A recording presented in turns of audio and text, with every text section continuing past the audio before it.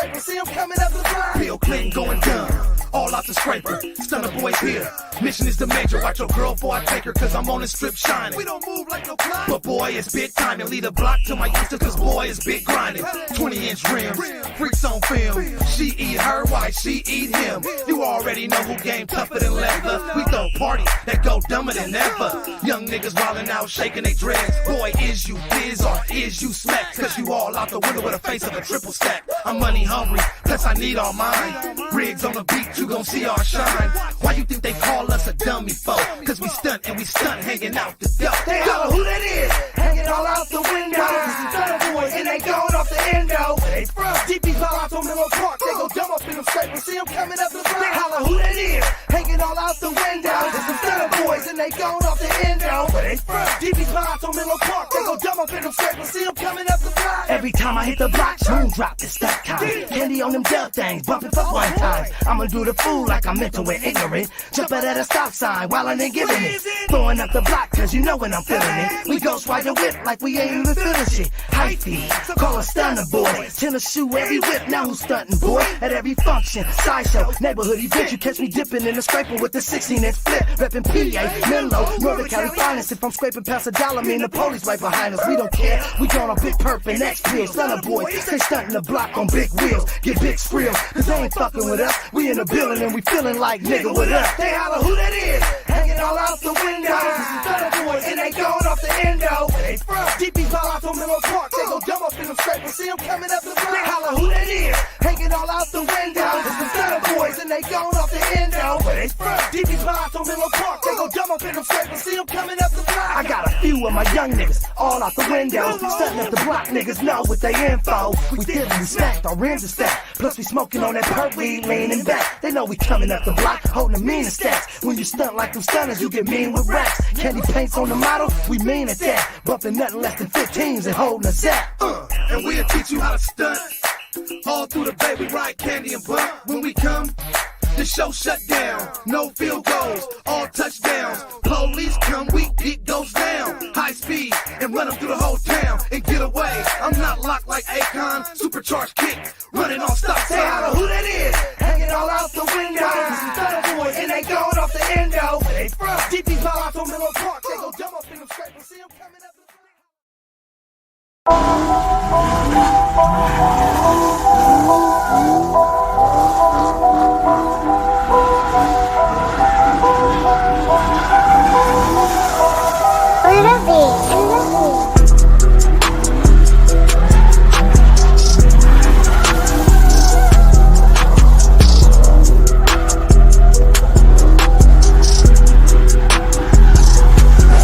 You are now tuned into another installment of Easily Rigged.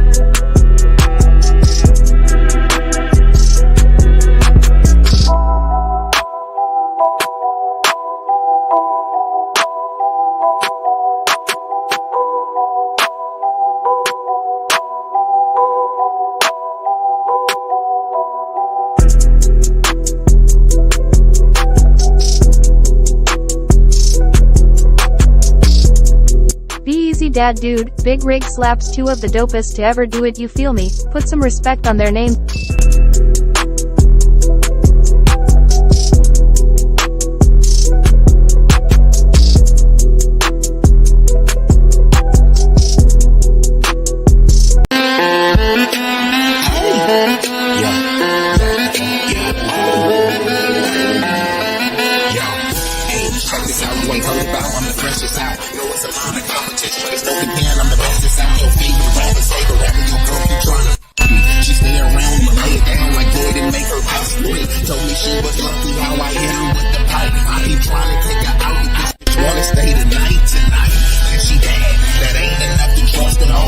Trying to duck her, yeah,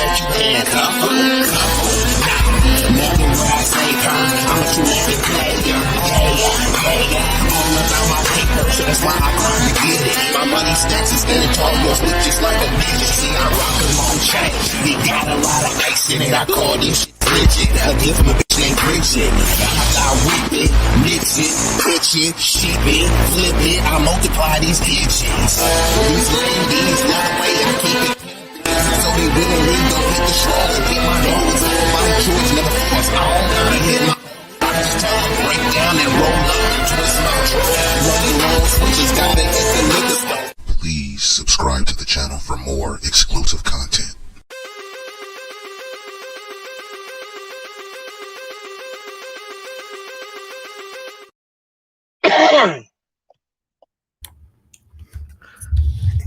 What it do? Another installment of EazilyRigged. What's up with you, Brody? What's going on, man? Not too much, man. You know, just trying to, you feel me? Hang on like a hubcap in the fast lane. That's what's up. All right, cool. So we're going to get right into it. Let me go ahead and add the tones.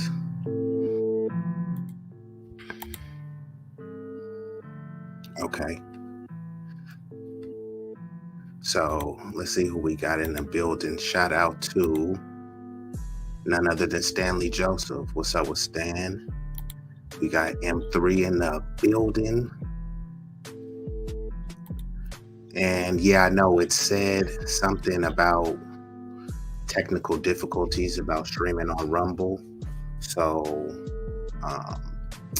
yeah, it looks like M3 is gonna work on that. So salute to EazilyRigged and everybody that's in the chat that will be watching this on the back end and live viewership. Let me see if I got this one pulled up, because we're gonna get into it tonight. Bam. There we go, right there. I don't need your advice, you know, so when it comes to advice, especially just out in the streets, the YouTube streets also, people love to give advice. Some of this advice is helpful, some of this advice is harmful. So that's what we're gonna discuss. And before I get to it, how do you determine whether advice is good or bad? I got 5 reasons or methods that you can use, and we'll get into it. So number 1 is considering the source. Consider the credibility, the expertise, and motives of the person giving the advice. Are they qualified to offer advice on the subject matter? Do they have any personal biases or agendas that may be influencing their advice? So Big Rig, what you think about that when it pertains to advice? And right now what we're trying to do is determine how we decipher what is good advice, what is bad advice. Some advice is very necessary, extremely helpful, and some advice is extremely harmful. So the first one I laid out is consider the source. What you think? You definitely got to consider the source. Shout out to either man. Salute either man. And also, if there is any personal bias in the situation, that's a big part, bro. Because you don't want nothing to just be swayed kind of your way from whatever the conversation may be or whatever, because that person is more for what your side. You want something more of a just kind of cut and dry in the middle, you know what I'm saying, and give you an option to either take that advice or go through whatever your own thoughts were on it. Because usually you already have a route you kind of want to go, but you ask for some advice, you know, to see if maybe you should go that route, or if somebody says something that may be a little different, to maybe be close to that route, but it may be completely different. but you're willing to take that advice and take it under consideration due to who the person is. You know what I'm saying? So you're just not going to take advice from anybody, especially depending on whatever the subject is, whatever you're going through. Correct. Yeah. So that person. Go ahead. No, I just want to add on to what you said, because we're talking about based on the specific subject matter, right? So let's say someone is speaking about the military or being militant, and someone is giving advice about how to be militant. Now, I'm not saying that only people that have served have a monopoly on giving advice about militancy. But if I'm preaching that and then I'm acting like my word is above someone who's actually served in the Marine Corps, Navy, or something, absolutely, I'm not as qualified as this person to do that. And then if I see someone from the Navy that they're not selling their Patreon, they are not soliciting people to purchase advice from them. So if I was going to purchase advice, I will go to someone who is more versed on the subject matter. But what some people will say is, hey, and I'm just using the military as an example. Some people will say, hey, I know about being militant. I know about strategy. I know about war. I know about planning an offensive and defensive attack. I know about DEFCON 3, 4, or 5, or however you want to lay it out. And that's true. You might have some knowledge. You might actually have some very useful and helpful knowledge. Where it gets harmful is where you start to act like you know more than someone that's actually served, someone that may be currently served. Right. So that's where the qualifications come in and get extremely precarious at sometimes. And this could go to any type of thing. Athletes as well, right? I could tell you about, hey, look, you can do this to improve your jump shot. But am I truly qualified to be selling a course on there when you got people like Steph Curry and other people that are more qualified to give you advice? So what I'm saying is, don't seek out the people that you like. Seek out the people that are extremely qualified and balanced to give advice on the subject matter. Now, you may be extremely proficient and prolific at giving advice on other subjects, but not every subject.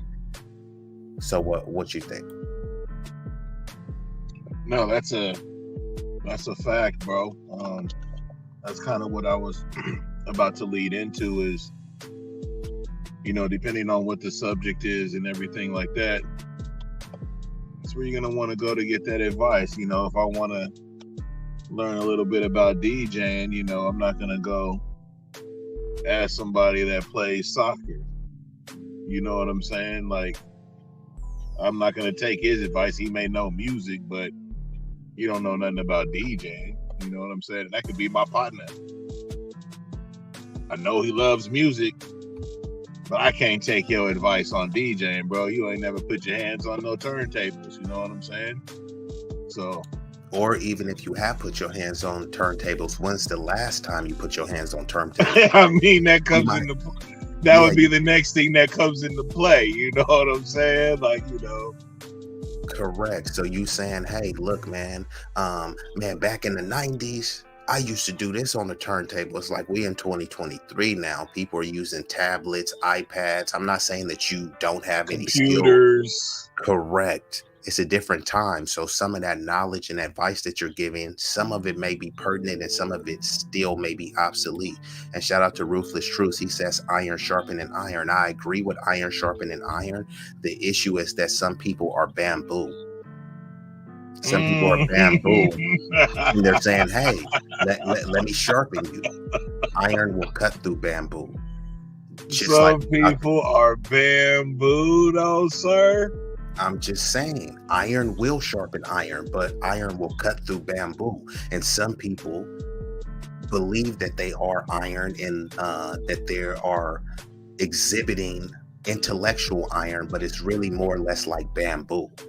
So you don't know quite enough just yet. You may not be qualified to speak on something. You do have the freedom of speech and freedom of expression, so you could talk about whatever you want. But being able to talk about something and being qualified to speak about it is different. Right. I could talk about health stuff left and right, but am I really qualified to give health advice? I'm not a nutritionist. I'm not a doctor or anything. And I might stumble upon and say something that's actually helpful to somebody.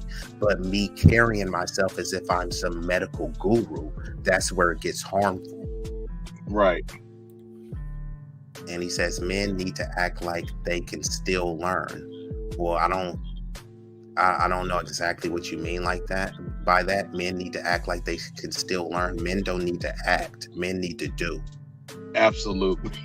So men need to actually learn. They don't need to act like they can still learn, because even the statement says act like they can learn. It doesn't say anything about them actually learning. So we need men to do, take action, not act. You need to take action.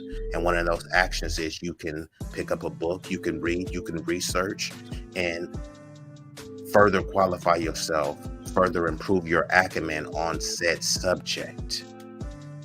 But yeah, before I get to Mr. Best, let me move on to the second one, because what we're trying to do is Shout break out Mr. down. Best, man. What it do? What it do?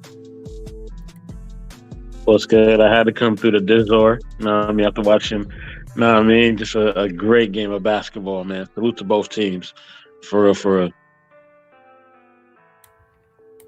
And I agree, he says, because we don't know everything. No one knows everything and everyone knows nothing. And because we don't know everything, that's why people need to be more careful about just giving advice, you know. And some people may know something, but it may just be half of the truth. So what you're speaking on is partially correct, but it's not fully correct, or it's incomplete. So some people may say, look, bro, I got the recipe for this fire pie. And then you eat the pie and you're like, man, this pie was good, but it was kind of missing some ingredients. That's what people are doing. They'll give a good soliloquy, give let's say an encouraging speech, but the speech is not excellent and it's not really great because you're missing pieces. It has potential to be great if you actually qualify yourself more, if you actually study a little bit more on what you are speaking about. Sometimes what people do is kind of like when some people get a new outfit, right? Or a new pair of shoes. I know my cousin would do this. We go to the mall. Before we get out the mall, he takes off his old shoes, puts them in the new shoe box, and throws on his new shoes. So he's so eager. Look, I got some new shoes here. Let me put it out. And that's what some people do with information. They get a little bit of information and say, hey, let me give advice. I'm Socrates. I'm a philosopher. I'm Aristotle. You know, I could tell you all of this stuff. It's like, bruh, you know a little bit of the recipe, you know, part of the recipe. Get the full recipe before you speak. Get the full story before you speak. Some people will speak in chapters. They won't speak in a full book. Wait till you got the full book of knowledge. You only got a couple chapters. Some of y'all only got the preface, not really even a chapter. And he says, B-Eazy, I see you with the upgrade in the room from the music studio to the GTA Vice City penthouse. Yep. You know, we always kind of upgrading, switching it up, you know, and I might switch it up midstream. Who knows? And shout out to none other than Creative Solutions. Salute Mr. Best. And she says, I guess I'm kind of early. You kind of early and we're kind of late. So that's the irony. I think we need to pay attention to our intuition. While I would agree with that, but what if your intuition has been very negative? What if your intuition has been unproductive? Some people have an intuition or inkling to do bad or unproductive things. Do you want that to be the intuitive nature that follows you? Maybe not. Not saying that you're saying that, just responding. And he says, if the blind lead, they will fall into a ditch. Well, I agree, but there's another thing. In the land of the blind, the one-eyed man is king, and the one-eyed man is somebody who has a little bit of the truth or partial information, but he appears to be king because he's leading the blind, or he's leading people that are ignorant and that are devoid of information. So shout out to Auntie. And he says, are you saying that your intuition is more important than the advice of people? It could be. It's a balance. It depends on the scenario. If you've lived your life as being an unsuccessful loser, I don't think your intuition is going to be more beneficial to you than someone who has had success in their life. Now, you shouldn't just take everyone's advice, and that's what we're breaking down, how to decipher the good and bad advice and how to differentiate the two. And she says, how can your intuition be bad or negative? Well, your intuition can be bad because, like I said, if you've been living your life in and out of jail, making foolish decisions, you can say, hey, my intuition led me to this person, but now you have a toxic baby mother or father, or you have a abusive partner, but your intuition said, hey, this person is going to be my soulmate. That was your intuition that drove that. Your intuition doesn't always mean that it's correct. None of us are infallible. So it's just like you giving your opinion or suggestion. It's your opinion, but it doesn't mean that it's always the right opinion. It doesn't automatically mean that it's wrong either. But he says, salute, Auntie with the $10 super chat. So before I continue, I gotta show him some love. Hold on. Shout out to Auntie coming through, representing. I got to do this for you. One moment. Just give me one moment. Your viewership of the stream is highly valued, and we appreciate the support. If you would like to contribute to the platform, you can do so by sending a super chat, super sticker, Cash App, or PayPal donation. Thank you for the kind gesture.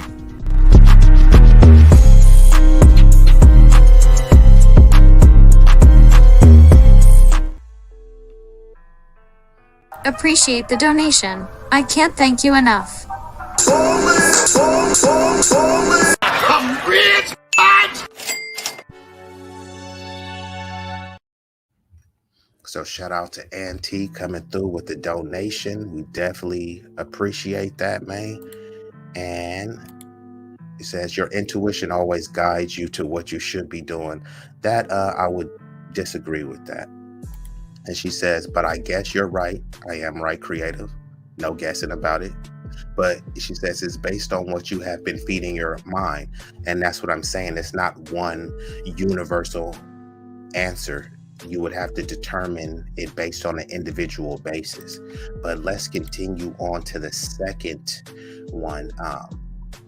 So I already said one is considered a source. And let me just go through that again for the new viewers. What we're talking about is determining good and bad advice and how to differentiate the two. So number one, consider the source. Consider the credibility, expertise, and motives of the person giving the advice. Are they qualified to offer advice on the subject matter? Do they have any personal biases or agendas that may be influencing their advice? Number two, evaluate the content. Analyze the content of the advice to determine if it is based on facts or opinions. Does it make sense, or is it contradictory? Does it align with your values and beliefs? Is it practical, achievable, and realistic? So Mr. Best, go ahead and rock out. Salute to everybody watching, man. Salute to the chat panel, everybody, man. Appreciate y'all. Thank y'all for the donation. Thank you, Creative Solutions and Auntie for the donation. Appreciate y'all. I mean, you know, you do want to trust your instincts, but there's also a line. You know what I mean? So you kind of got to know when to trust what you believe, and then you also got to know when to tune it off. Because sometimes you can be, you know, your belief system can be basically made up of things that you've gone through. And sometimes the things you're going through, sometimes it can make you bitter, or it can make you jaded, or it can blind your view. So sometimes you just got to, you know, if you know you've been hurt in a situation, or you know that there's things that you feel about something, or you feel about someone, sometimes it's just good to take a break, or even just ask for advice with somebody that you actually trust. You know what I mean? Because that actually helps. You know, I always go to my brother. At times I may go to like some elders, depending on who it is in my family. But really, my go-to is my brother, man. Like, he knows me like the back of his hand. I know I can trust him. I know there ain't no BS in him, and I know he gonna tell me straight what it is. If it's bad, he gonna tell me it's bad. If it's good, he gonna tell me it's good. Like, straight up. So just find somebody who's gonna just tell you straight up what it is, and then you keep it moving. Because that's it's hard to trust people, especially when you need advice, because you're in a vulnerable situation. You know what I mean? You're in a situation where you don't understand what's going on, and you're trying to figure out a situation. So yeah. All right, cool. Thank you for that answer. And before I go back to Big Rig, I'm going to hold up and shout out to Creative Solutions for the donation as well, her and Auntie. But she says, the times I didn't trust my intuition, I got burnt, wasted my time, and learned painful lessons.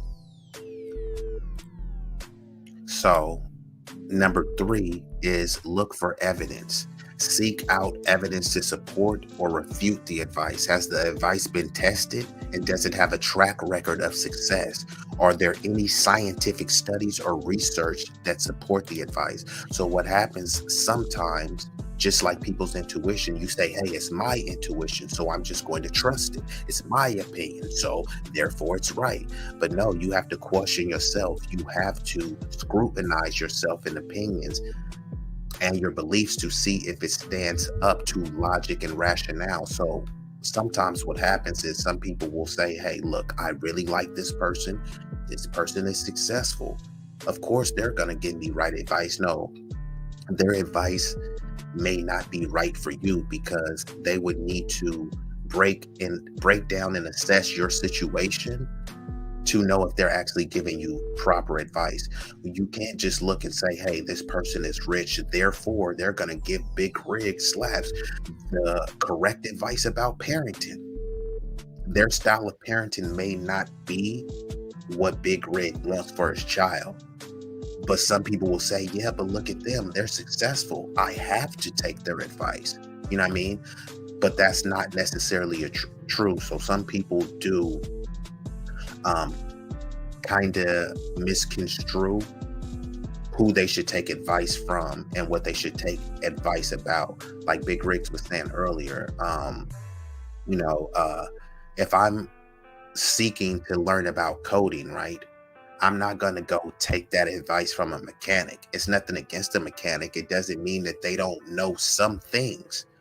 But in order for me to get a full breakdown, a full understanding of coding, I need someone who is an expert in the field or who is a highly experienced person, not someone who just read a couple books and then now they want to recite some advice or information that they've heard, but they haven't practically applied. Because it's one thing to have advice, right?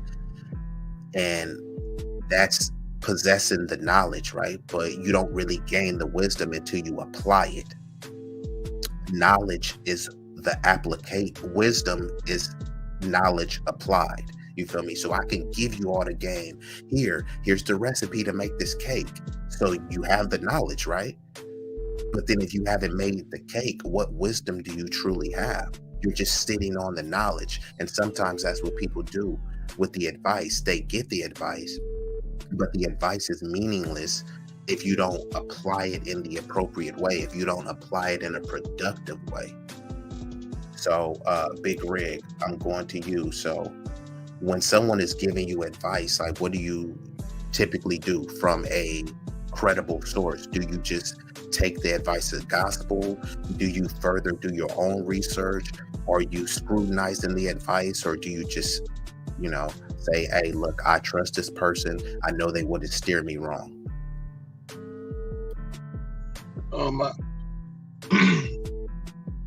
Excuse me. I definitely do somewhat of a little bit of research on it, you know what I'm saying? Especially if it sounds logical, you know what I mean? I'm not just gonna go with something just because something was said, or you know, it's got to make sense, man. It's got to make sense. It's got to have something behind it of truth, meaning like it's doable. You know, it's you know, like, okay, but you never just. And like I said, oh no, this is saying exactly what I said. Does it align with your values and beliefs? Is it practical, achievable, and realistic? Right. So, you know, all those things, you know, come into play. So, you know, that's part of kind of doing the research on it. You know what I'm saying? Because usually if whatever the subject is, you know, and the person you're talking to, they may have kind of been through it or are going through the same thing or know whatever it is on the subject matter. You know what I'm saying? So, you know, you can almost just kind of go with it, but at the same time, you would want to do some type of research, man. Make sure that you yourself, you know what I'm saying, can make the same things kind of happen. You know what I'm saying? And if everything aligns. Got you. Okay. We talk about cabinets and stuff like that, you know what I'm saying? And this guy can make some cabinets and you trying to make some cabinets, whatnot. Yeah, you may have the tools and everything, but you really ain't got the game. You know, he can guide you, you know, whatnot, but you ain't got the game. So, you know. Correct. That's why I say you got to do some research on it. Exactly. And the game you speak of is what I was saying about the wisdom, right? Right. It only becomes a game and it only becomes wisdom when you apply it, right? Right. It's like, hey, you know how to do some carpentry, right? Or you know how to build a cabinet or a structure. And then I'd be like, hey, Big Rig, show me the cabinet you built. Oh, my bad, bro, I have it. So do you really have the wisdom? You can say that you have it, but you haven't applied it, so you don't really know if you have the wisdom. And if you have the wisdom, what is stopping you from building it? You should be able to build it easy, right? So it's kind of a bit of a contradiction. So simply just attaining the information is not enough. It only becomes wisdom, game, acumen when you actually apply it, right? A lawyer, right? A lawyer that went to school and passed the bar test, you don't really call them a credible lawyer until they go in, apply the knowledge, and win a case. Even if they lose a case, but they were pretty professional and proficient. And got their feet wet. Correct. Exactly. So just like a basketball game, you go out there, you may lose, but it's like, hey, it was a tight game. So you did lose, but you still applied the wisdom. You still showed that you have the game by shooting threes, dunking, etc. Now you got your feet wet versus somebody that could dribble, that could shoot really good. And I'm like, hey, show me your stats. Oh, I got 0 points, 0 rebounds, 0 this. Why is it goose eggs? Oh, I never played in a game. Absolutely. How much knowledge do you really have? How much game do you really have? How good are you? No one has seen anything. But then I should take your advice. Are you really qualified? I would say no. But let me go on to the fourth one. It says, consider the consequences. Think about the potential consequences of the following advice. Will it have positive or negative consequences? Will it cause harm to yourself or others? Will it lead to long-term benefits or short-term gains? So, Mr. Best, when you are evaluating the advice, trying to determine whether it's good or bad, are you thinking about the benefits? Are you thinking about, does it have long-term, short-term gains? Are you thinking about how helpful, harmful, and useful this is or isn't to you? Oh, absolutely. Yeah. I mean, because at the end of the day, like, the advice could be something that's either going to impact my life in a good way or in a bad way. So of course, like, I'm always thinking about it. And I always analyze things a lot anyway, man. I like to study. I like to read and look up things and Google things and stuff like that. You know what I mean? It's because, like, I just love information, man. Even if it's like somebody I see on TV and I'm like, man, I wonder like how, like, what happened to him? I wonder like how they transcended, or I wonder like what happened to him in the industry or whatever. And then I found the information. I'm like, oh, that's what happened to him. You know what I'm saying? So Like I love doing that, man. Like that's one of my like. I probably spend hours just researching things.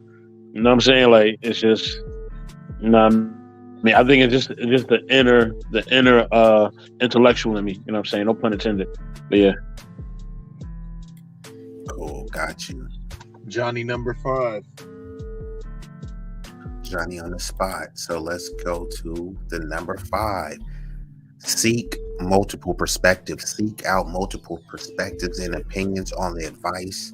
Consult with experts, friends, family, and other trusted sources to gain a broader understanding of the advice and its implications.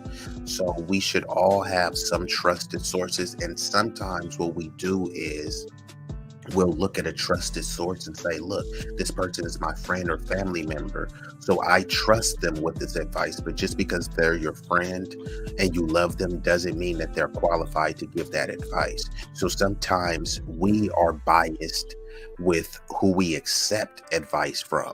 You'll say, hey, I really like this girl, I really like this guy, he's a nice guy, he's a great guy, so I'm going to accept advice from him because I know he doesn't have bad intentions. He doesn't have bad intentions, but he has bad advice. But you're blinded by that because you like this person a lot.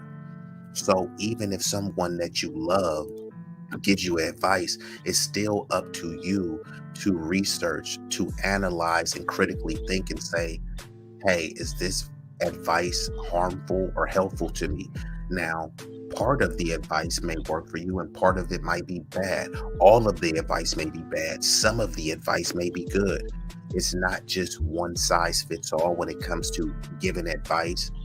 But I do think sometimes people are misguided and blinded by their loyalty or infatuation to a particular person that they are kind of enamored with or have adoration for.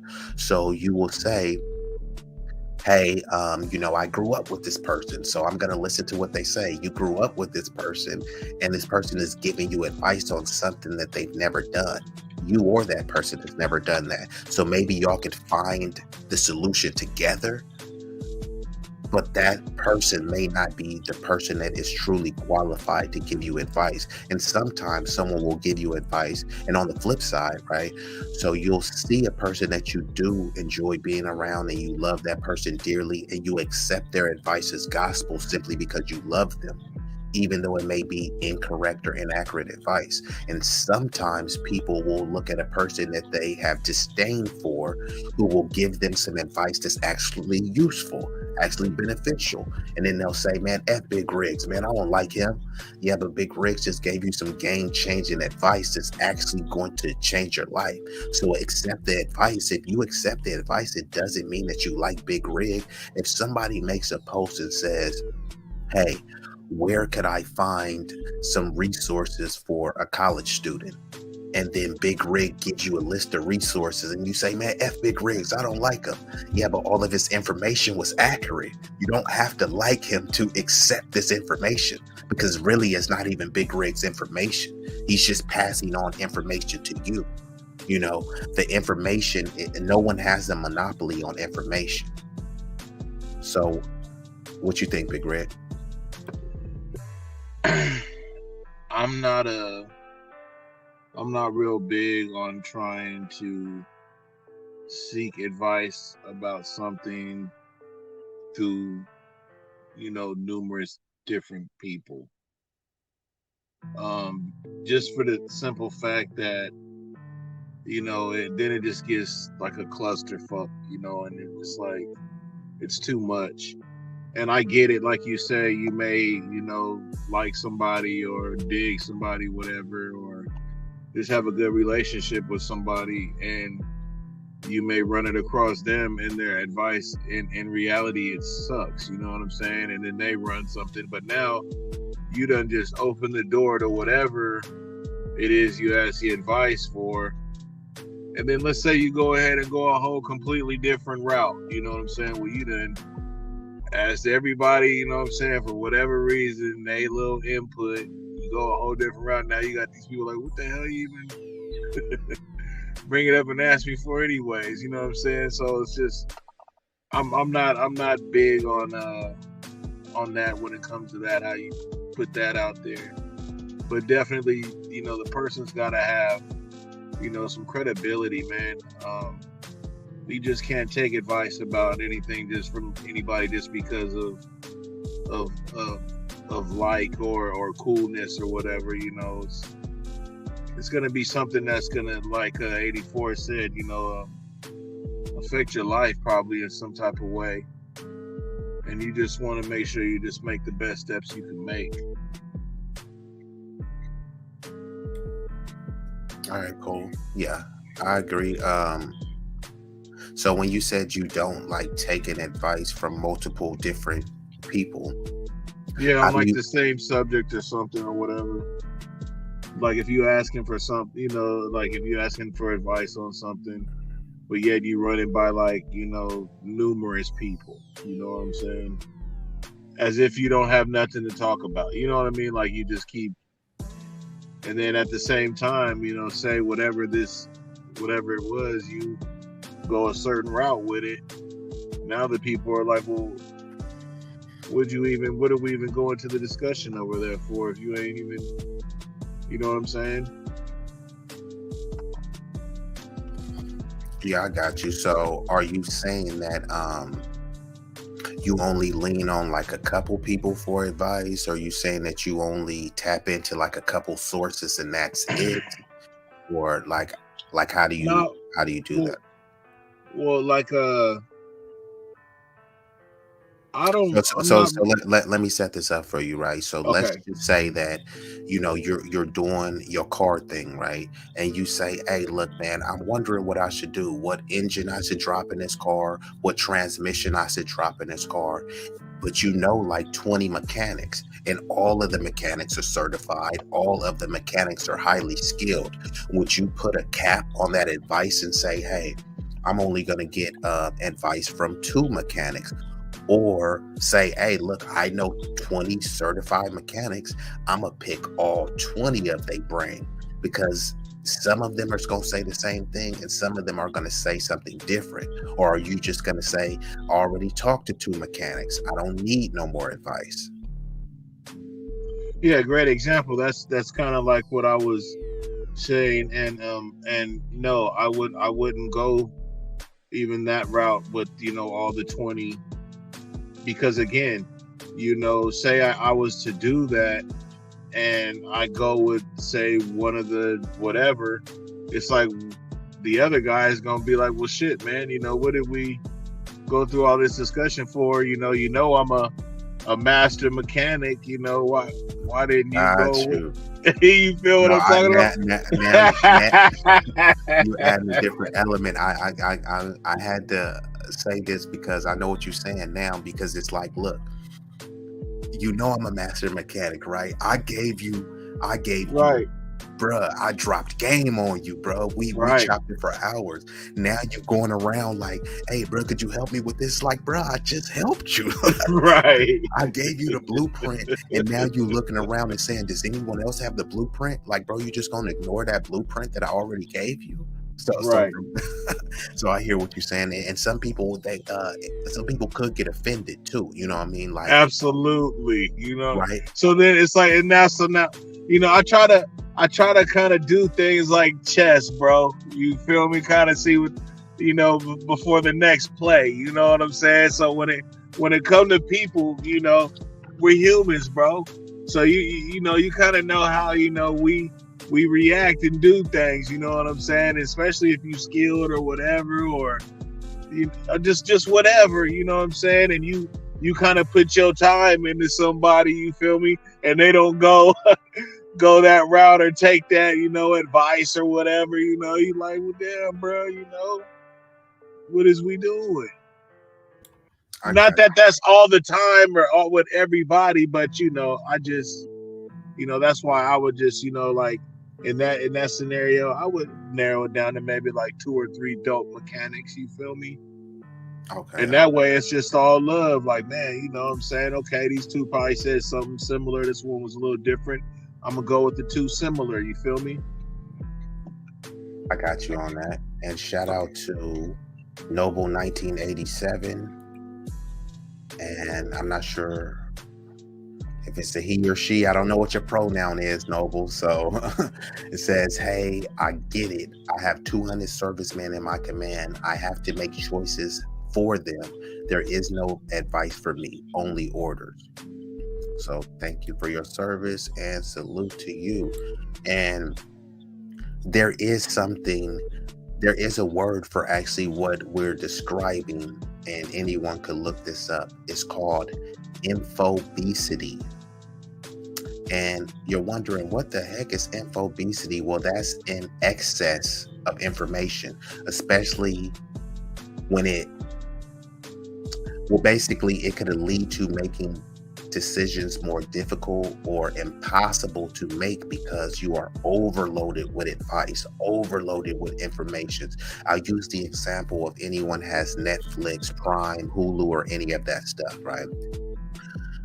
You want to Netflix and chill, and of course, you may get to the the extracurricular activities, but prior to getting to those activities, you want to choose a movie, and then you look and you're like, oh, this look good. And if you don't choose that movie, you'd be like, all right, let's keep scrolling. Next thing you know, you spend 30 minutes scrolling. Oh, this movie look good. Oh, dang, this one look good. I haven't seen this.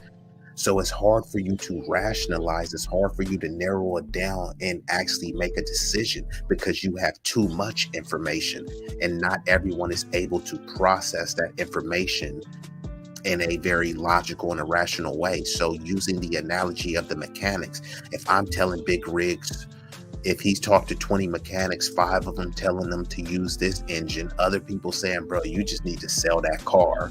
Other people saying, bro, these people are stupid. You need to get this engine. You'll be like, man, I was set on getting this one, but now with new information, now I'm back at square one.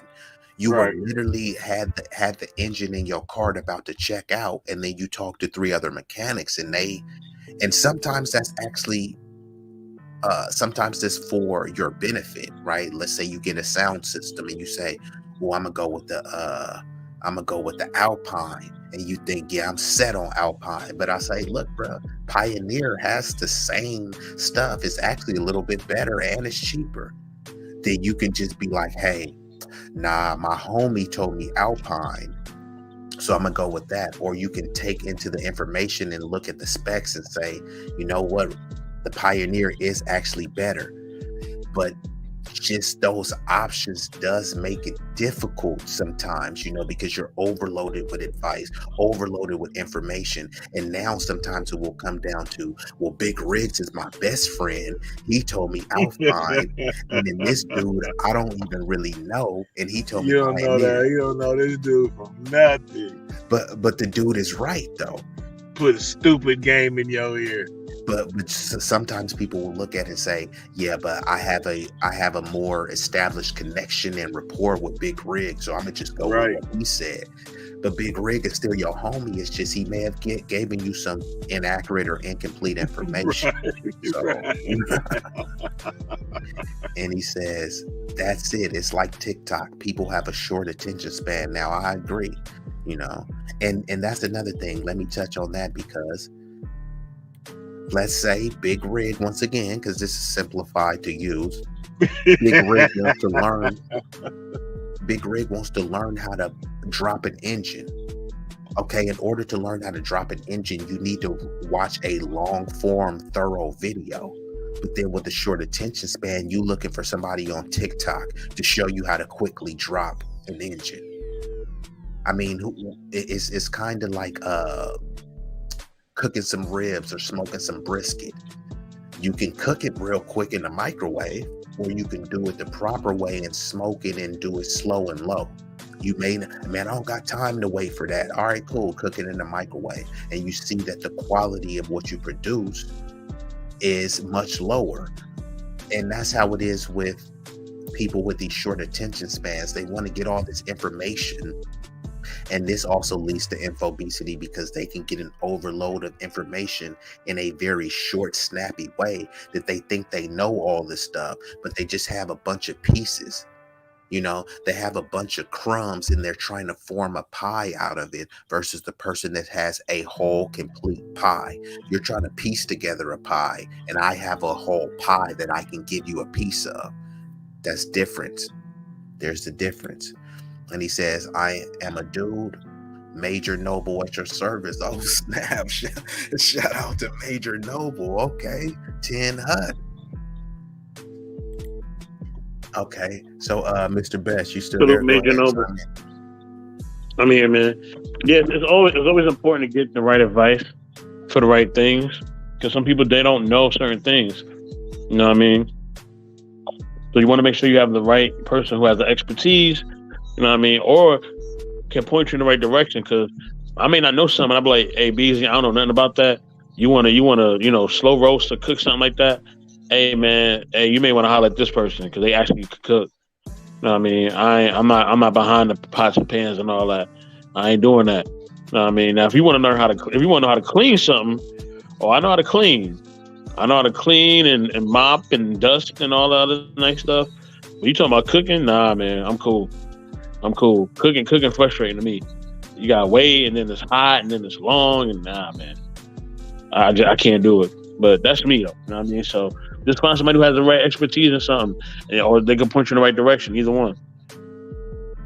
Okay, but Mr. Best, what are some ways that you would suggest people find? Because sometimes, like I was describing, people will look and say, hey, Mr. Best is a great guy, so I'm going to ask some advice about cooking. And I'm not saying this is you, but some people, they have an ego, an inflated ego, and some people have the need to be right, and they believe like, hey, someone trusts me to give them advice. Even though I don't know this particular subject, I'm still going to give them this advice because they trust me. You know, have you ever experienced something like that, and how did you deal with that?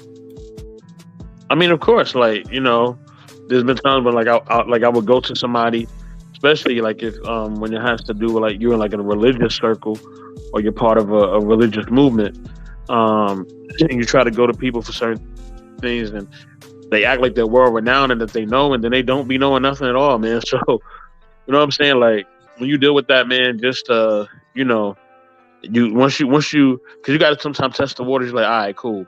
They was wrong about that. Maybe I should ask them about this. And if they're wrong about something else, then you kind of know they just kind of, throwing, blowing smoke up your ass. So, you know what I mean? You just got to just kind of test them and kind of see, you know what I mean, if it's just about them or, or also, what you do too? Like, if you're going to tell them that you ask somebody else for advice, right?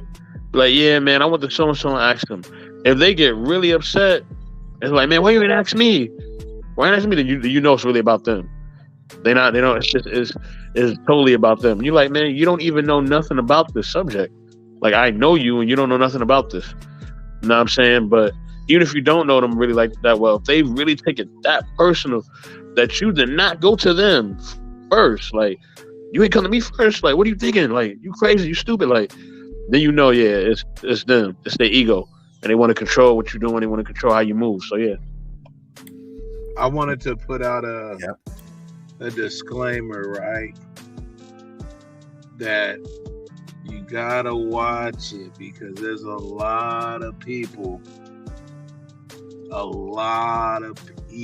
out there that cannot be wrong, and they will actually think they know everything.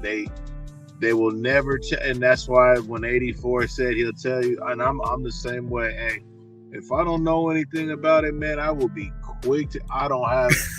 It's not hurting my pride. I don't feel like an idiot. I'll be like, hey, man, I don't know, man. You know what I'm saying? There's a lot of people, they cannot come to fix themselves to say that. So I put a disclaimer out there, man, like, y'all, man, there is people. So you got to watch that. Just watch how they move. That's why you got to just watch who you talk to, man, because you'll notice, like, man, this person act like they just know everything. So don't go to them for that no type of advice, because they going to show enough have something for you, but you're gonna have to take everything with a grain of salt, buddy. Yeah, like you said, they gonna have something for you. They gonna have something for you. But is it gonna be harmful or helpful? And absolutely. And I like what both y'all say. And like shout out to Jason Black. He always says, I have no ego to inflate or to offend. So I'm not offended if Big Rig say, hey, could you help me with this? I'll be like, hey, Big Rig, bro, I don't actually know about this particular subject, but hey, let's find it out together. But some people will say, hey, since I don't know this, Big Rig may not trust in my knowledge in other areas. So I'm gonna try to act like I know this just so he can come coming back to me. And like Mr. Best said, now that's making it about you. You want to be like the bearer of advice. So you want everyone to come to you, but it's like, bro, you don't know everything. And that's okay. That's real life. That's real life. Y'all gotta hit the like for that, because that's so real life right there, boy. And I've actually I've dealt with that quite a bit, right? You know, you trust a person, man, and you say, hey, look, could you steer me? You know, because some people are carrying themselves, hey, look, I'm a financial guru, I'm a relationship expert or coach and all this stuff. And then you say, all right, cool. I didn't do my full, I mean, you should do this, but I'm just saying this is not what I do, but this is what happens. Some people will entrust that, hey, this person is a relationship expert, I'm gonna trust them. And then you start sending over your hard-earned money and pouring out your heart, putting yourself out there to be vulnerable. And some people actually prey on your vulnerability. Some people will say, hey, Big Rig, you can't talk. You was the one coming to me for advice. Like, bruh, I was really trying to help you. Now you trying to throw that back in my face? Man, bruh. It is just like if somebody said, hey, I was down and out, bruh. Could I have $20?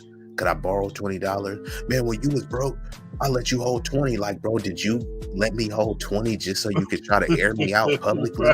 Did you give me that advice just so you could try to shame and shun me? Right. You know what I mean? I thought you was giving that advice because you genuinely wanted to help. So understanding the motive and intent of the people that's giving advice is really, really important, because if Mr. Best is seeking out information, somebody may give you information, but what is the intent? Because they can dress it up too. They can say it in very colorful or flowery, very poetic language, but they're actually sabotaging you with certain information as well.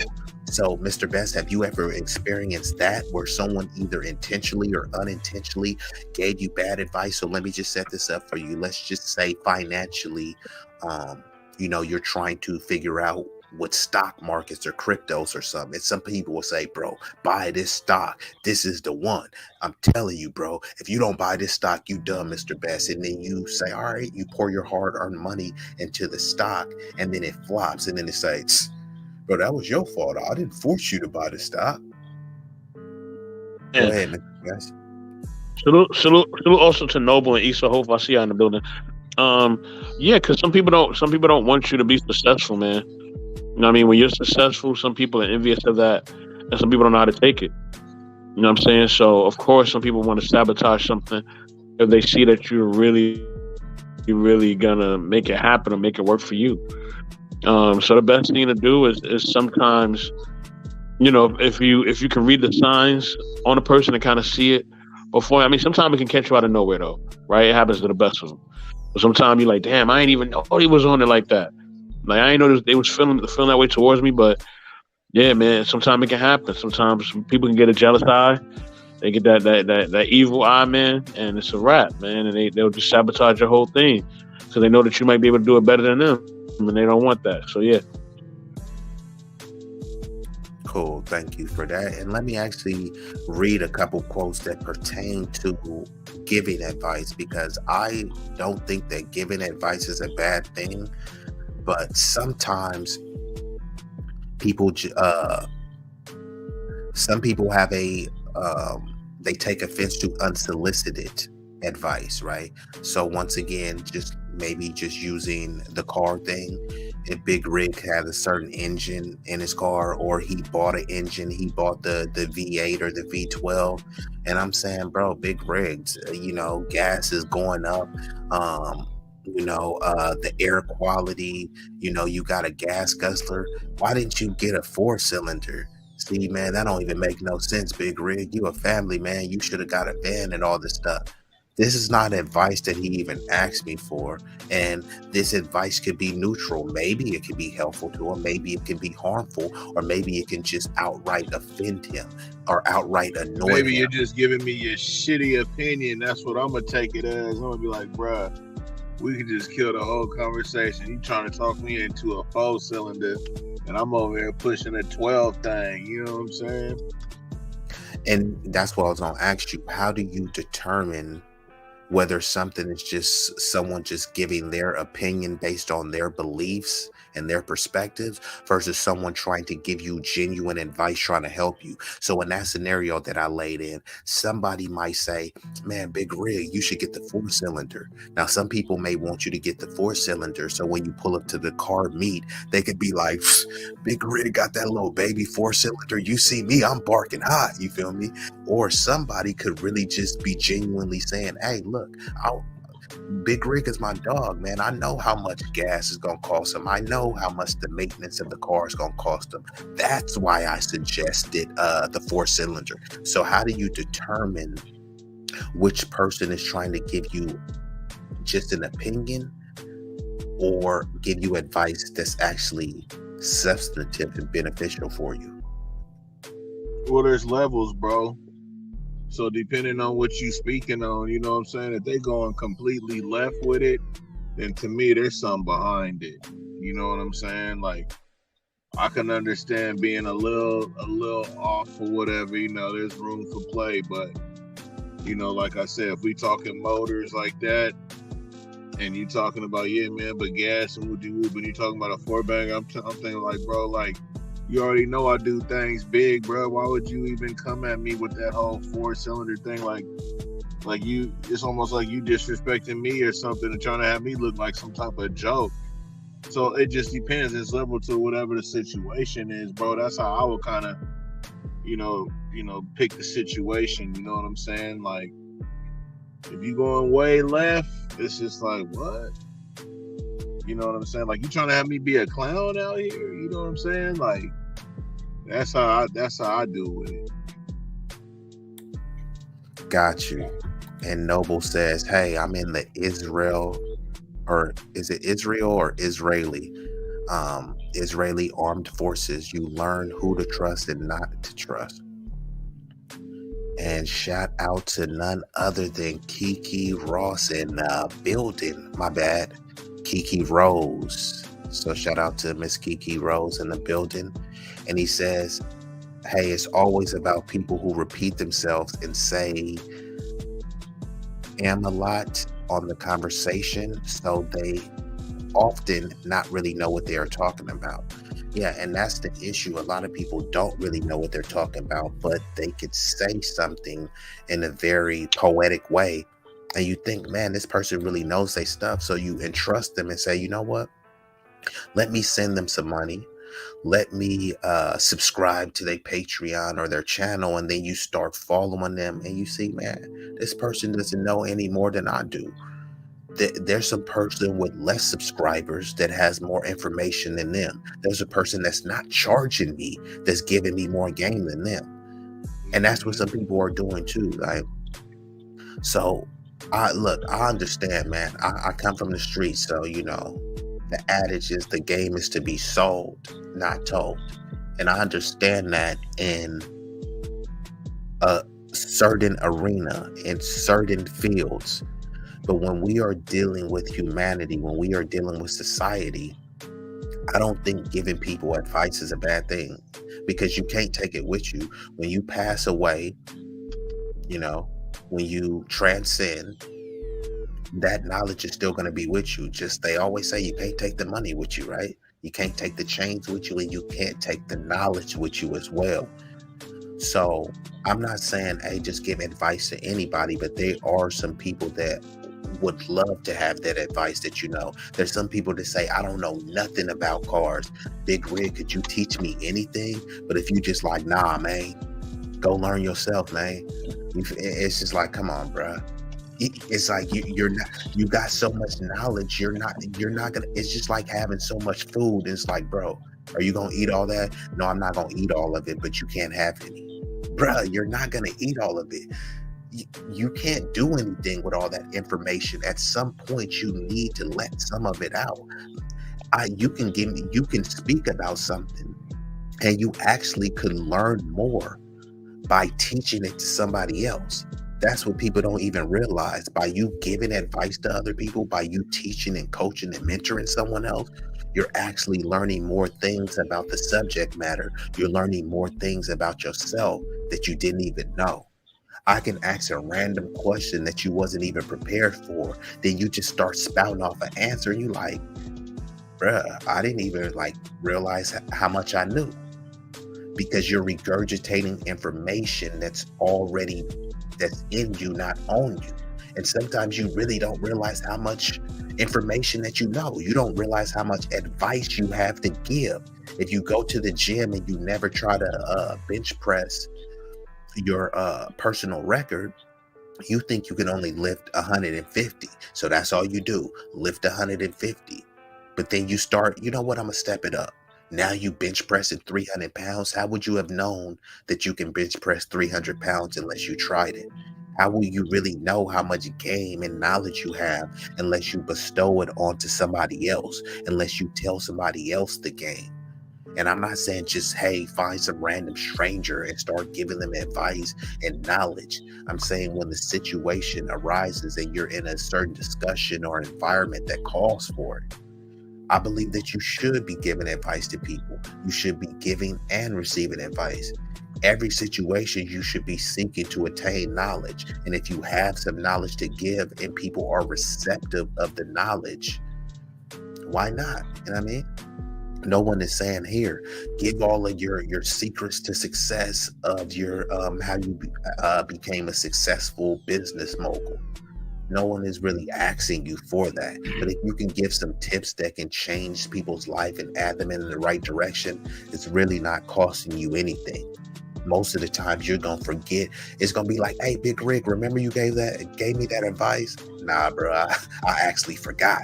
So if you're going to even forget about the information that you're giving out to people, what is the big deal about giving it out anyways? I think that's the thing though, bro. I think a lot of people stop giving advice. Like a lot of the older people stop giving advice to the younger people. There just ended up being a gap to where there was like no communication. Just go ahead and do your thing. However which way it went. But why do you think that was? Do you think it was more of younger people rejecting the advice, or elder people just saying, look, I'm not obligated to give this advice. Also, I don't care about the conditions and the circumstances of not giving this advice?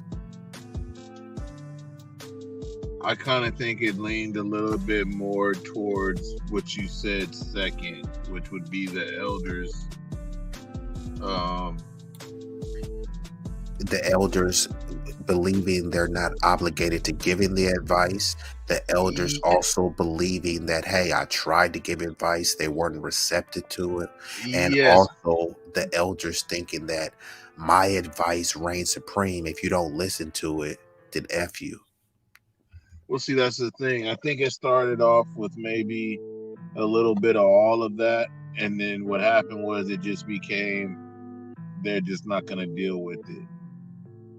You know what I'm saying? So that's great how you said those three things, because I think it started off with more of trying to give some type of advice but more in a way to where it's my way or the highway, youngster. You don't know what you do. You know what I'm saying?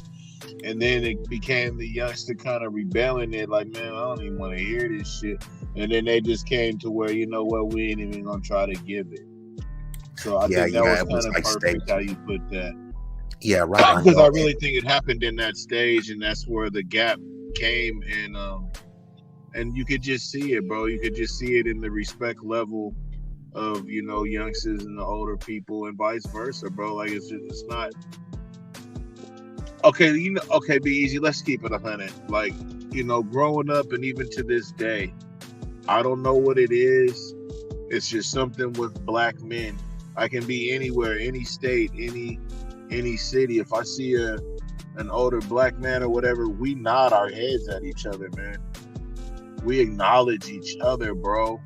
I always love that. I'm not bro. I literally did that today. I'm not gonna bullshit, man. I seen a black truck driver, a older dude. You know, I gave him the head nod, and he immediately hit me with just absolutely. I'm just being youngsters, and bruh. If I'm walking past somebody, if you make eye contact, it's rude to not like say hi or do a head. I'm good with this because I know what that means. You feel me? You just saying what's up. So whether you say what's up or not, I know that's what you're indicating. Others is like mugging, bruh. And I used to be, you know, we used to be hotheads, right? So you riding around in the old school, and then cats mugging, and it's like, cuz, do I gotta pull over? Like, bro, what is you looking at, cuz? Do you and you see it all this? Do we got a problem? You feel me? And from there, cats like, well, we can make it a problem. You know, just that can escalate. But what did it start from? It started from you mugging, bro. And then there's another thing too, where it's like, if I see Big Riggs on the street and I smile at him, hi, how's it, Big Rig? Oh, this dude's a sucker. He's a square. He's man, I could mark him out. Bro, because I smiled at you, you think I'm a mark? And so it's actually like it's kind of damned if you do, damned if you don't. Because if I'm smiling, it's like, oh, this little weenie. and then if I'm mugging you, now I'm a threat. Like, oh, this dude's mugging me. You feel me? Do he want smoke with me? So we do need to be better as men, particularly black men, because that's the ethnic group I represent. And like, bruh, why are you even mugging? Why are you walking around mad? If you're mad at your life, don't take that out on somebody else simply for saying hi to you. You know what I mean? Absolutely. That might be a person that's going to give you a job. That might be a person that's going to ride with you. It might be actually a person that could actually help you avoid your problems, mitigate your problems, but you see him as an enemy. You see him as a threat. But why do you see him as a threat? You don't know me. If we're walking past each other on the street, you don't know me from a can of paint. All you know me is that I'm a so-called black man, and you attach every negative connotation that many of the anti-black bigots have already applied. So how are you any different than a Ku Klux Klan member? You walking around the street mugging me for what? You don't know me. The only reason why you're mugging me is because I'm black and you see me as a threat. You thought of every negative thing about me. You thought I was going to rob you. You thought I was going to smash your chick. You thought I was going, you know what I mean, to say a yo mama joke. But bro, what if I would have gave you a job? You feel me? What if I would have put you on? What if I would have invited you to my studio? See, you don't never think of the positive things that could happen. You always think about the negative things. What if you rob me? You feel me? What if I don't try to rob you? What if I try to hire you? You don't think like that. And Nobleman says, since technology, that stopped the advice, and technology has stopped a lot of advice too, because even right now, if I know Big Rig got some gang, more people, instead of calling Big Rig first, what are they going to do? They're going to Google it. Now, what I would do is you use the combination of Big Rig's knowledge and acumen and Google. So I could be like, hey, Big Rig, you was right, but did you also know this? So some people will just completely cut out the human contact and just go straight with the technology. And now with the OGs, a lot of the OGs are feeling obsolete, they're feeling offended because people did actually revere them. People was coming to them for advice, but now they grew up in a different time, different environment, different elements, different kind of societal norms and social constructs. Still the same, but they've evolved into something different. Some are better, some are worse. So when we're dealing with the advice, some of that advice that they're giving us doesn't actually, it's not useful for someone in 2023, right? You know what I mean? When someone is saying, hey, you know, you got to do this. And I got married when I was 18. Bro, you got married when you were 18 because you were working at a factory job that provided enough income that you were able to buy a house and have a stay-at-home mom. Whatever the cost of rising cost of living,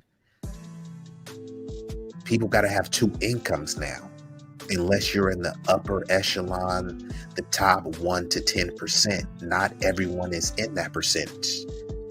Literally 90+% people are not in that percentage. So some of that advice that they're giving, well, I used to walk 5 miles in the snow to school. Like, come on, bro. Like, that's not the times we live in now. Some kids are catching Ubers now. Some kids are catching a bus. Kids are riding scooters now, you know. So you can't really speak to that because you've never lived that. So then they'll try to preach to you about marriage and say, and I've been with your mom for 30 years. Like, yeah, when you got your wife wasn't dressing like a thot. Your wife wasn't twerking in the streets. Your wife wasn't doing this. Dudes wasn't on this drill music stuff. Dudes wasn't sagging like crazy. So people will try to compare and say, look, take this advice that worked for me in the 80s. It's not the 80s no more. It's not the 90s anymore. Now, if there is some useful information, I'm not saying all of the information, just throw it out, but I'm saying large chunks of it is just completely obsolete. It's not helpful or beneficial.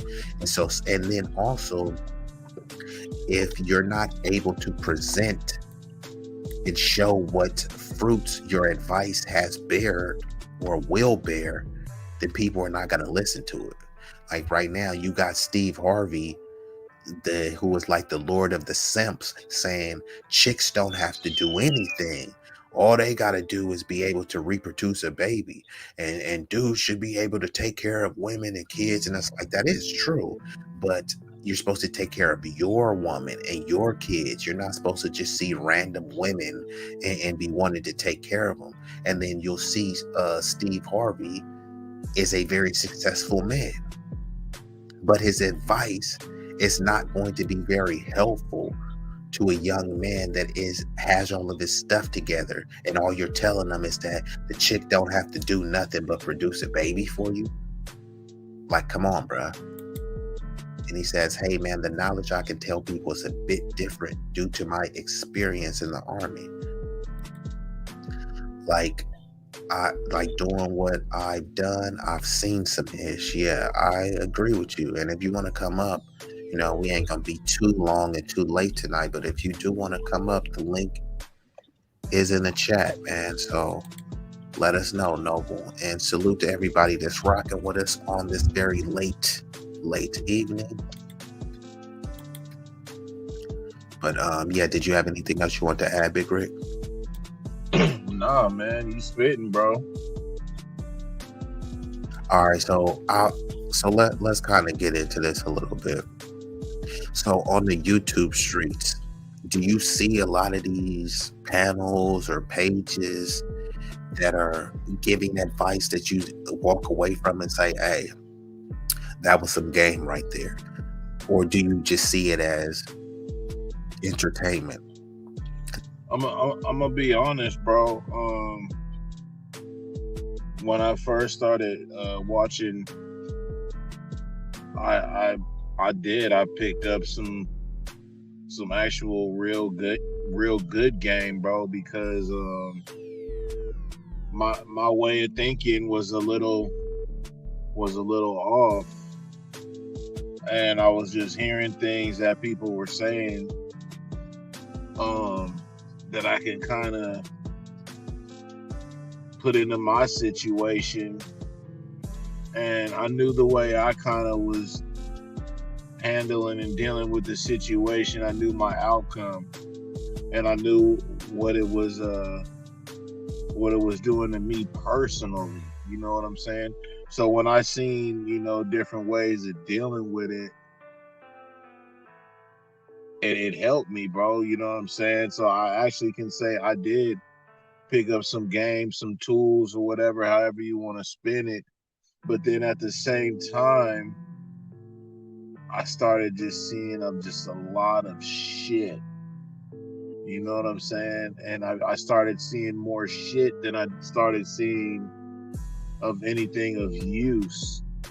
You know what I'm saying? And now it's just become more of an entertainment thing. You know, there's really nothing that I can just grasp. You know what I'm saying? But entertainment wise, you know, I get basically a circus, bro. You know what I'm saying? Like 1 minute somebody's cool, the next minute they ain't, and you know, this person is this, and I mean, it's just like, wow, you know. And before you would think, you know, why? But now there's not even no question of that anymore. It's just like, man, this shit is just entertainment, man. Like some low budget, you know, Jerry Springer, fucking rest in peace, Maury Povich type shit. You know what I'm saying? So that's how I see it, bro. But in the beginning, yes, I can definitely say I picked up some really good game, man, and I really respected it, bro. And I've said it a few times, you know what I'm saying? And I think with the shows that we do, be easy to keep it 100, like we just have some cool discussion, bro. But I think that, you know, some people may pick up, you know, some shit from what we say, because it was discussions like that at the time that was being had to where I picked up shit, you know what I mean? But now it's just like, you don't see that anymore, bro. Like, it's just more of people kind of going at it and all that, you know what I'm saying? Like, it's something to do for content, bro, entertainment, you know what I'm saying? And I'm just so far out of it, bro. Like, I'm just not with it. You kind of burnt out, huh? I'm so burnt out, bro. You know what I mean? You know, you gotta send me a link, bro, for me to fucking catch any of that fucking shit. You know what I'm saying? Other than that, man, I'm Tuesday nights, man. You know what I'm saying? On my shit, bro. Having a good time. You know what I'm saying? Having dope topic. You know what I mean? Everybody cracking a laugh or something. You know what I'm saying? Like, that's what I'm talking about. Nobody want to come up and see something to where it's just like putting you in a whole different vibe and mood, bro. Like, with that ain't what we come to YouTube for, bro. At least I would hope not. You know what I'm saying? I would hope you come to relax, have a good time, a good discussion. You know what I'm saying? And kind of have a blast, bro. Not just see somebody showing their ass. Well, you know, that's all. And let me get straight to OG Patrice, but let me just set this up, yeah, because I agree with you. And that's why I only try to seek out channels and content that I could actually learn from. And I understand, look, I like to be entertained too, you feel me? I come from, you feel me, the mud. So trust me, I got a lot of ratchet in me, but I don't need to promulgate that, promote that. I don't need to perpetuate that, because I already know that it's a part of me. So I know the pros, cons, benefits, and how detrimental it could be. So when I come on here, I'm trying to teach and I'm trying to be taught. I don't actually try. Actually, I am teaching and I am being taught, because I'm soaking up game from everyone and everywhere. And many people are on here just for the entertainment purpose, just for all these, you know, arguing and bickering back and forth stuff that's extremely intellectually juvenile, stuff that is not enlightening at all. When people are yelling over a panel and you got to keep saying one mic and you can't even hear anyone, how did I learn something? If OG Patrice is making a great point, but I keep cutting her off and talking over her, and yelling her and calling them ad hominem attacks. What did I learn?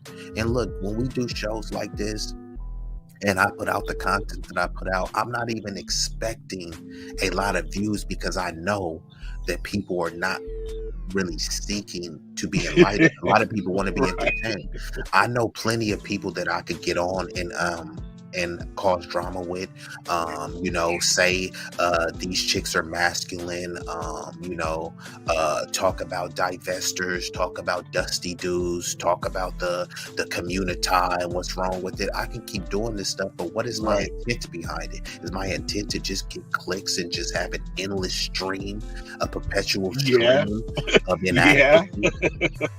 I'm not trying to do that. That's not progressive, it's regressive. And we are joined by none other than the lovely OG Patrice. And let me just set this up for you, OG Patrice, because the topic is I don't need your advice. OG Patrice has a lot of advice to give, but when she's on these YouTube panels, she's saying a lot of buffoonery on here. So Miss OG Patrice, how do you determine who is giving good advice and who is giving bad advice? What advice to accept? What advice to ignore? Go ahead and rock out. Hey, gentlemen, how y'all doing? Can you hear me okay? Loud and clear. I'm loving the bro. Thank you. Salute to you guys. Salute to the chat. That's actually a really great question and a really great topic. In my experience, I've learned just from, certain people I've subscribed to and over this going on 2 years now since I joined the YouTube streets, just been falling back from a lot of the echo chamber conversations, falling back from the people that is doing a lot of talking, but not doing it and showing it in their actions and behavior.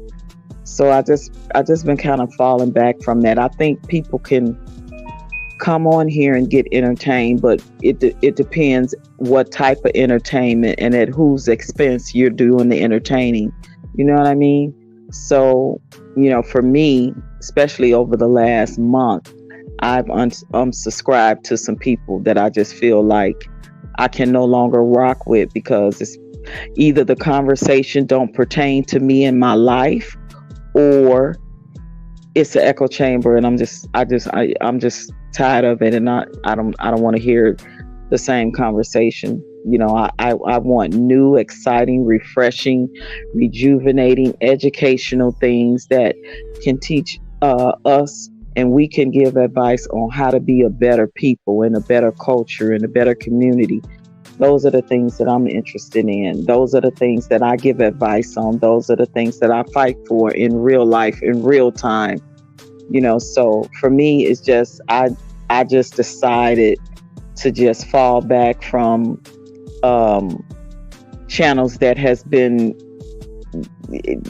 just the same rhetoric over and over again, and looking for some new channels, that's into what I'm into, conversations that need to be had, that I want to have, advice if they're willing to take it. I take advice from people, so it's just a small nest of people I've decided to rock with moving forward.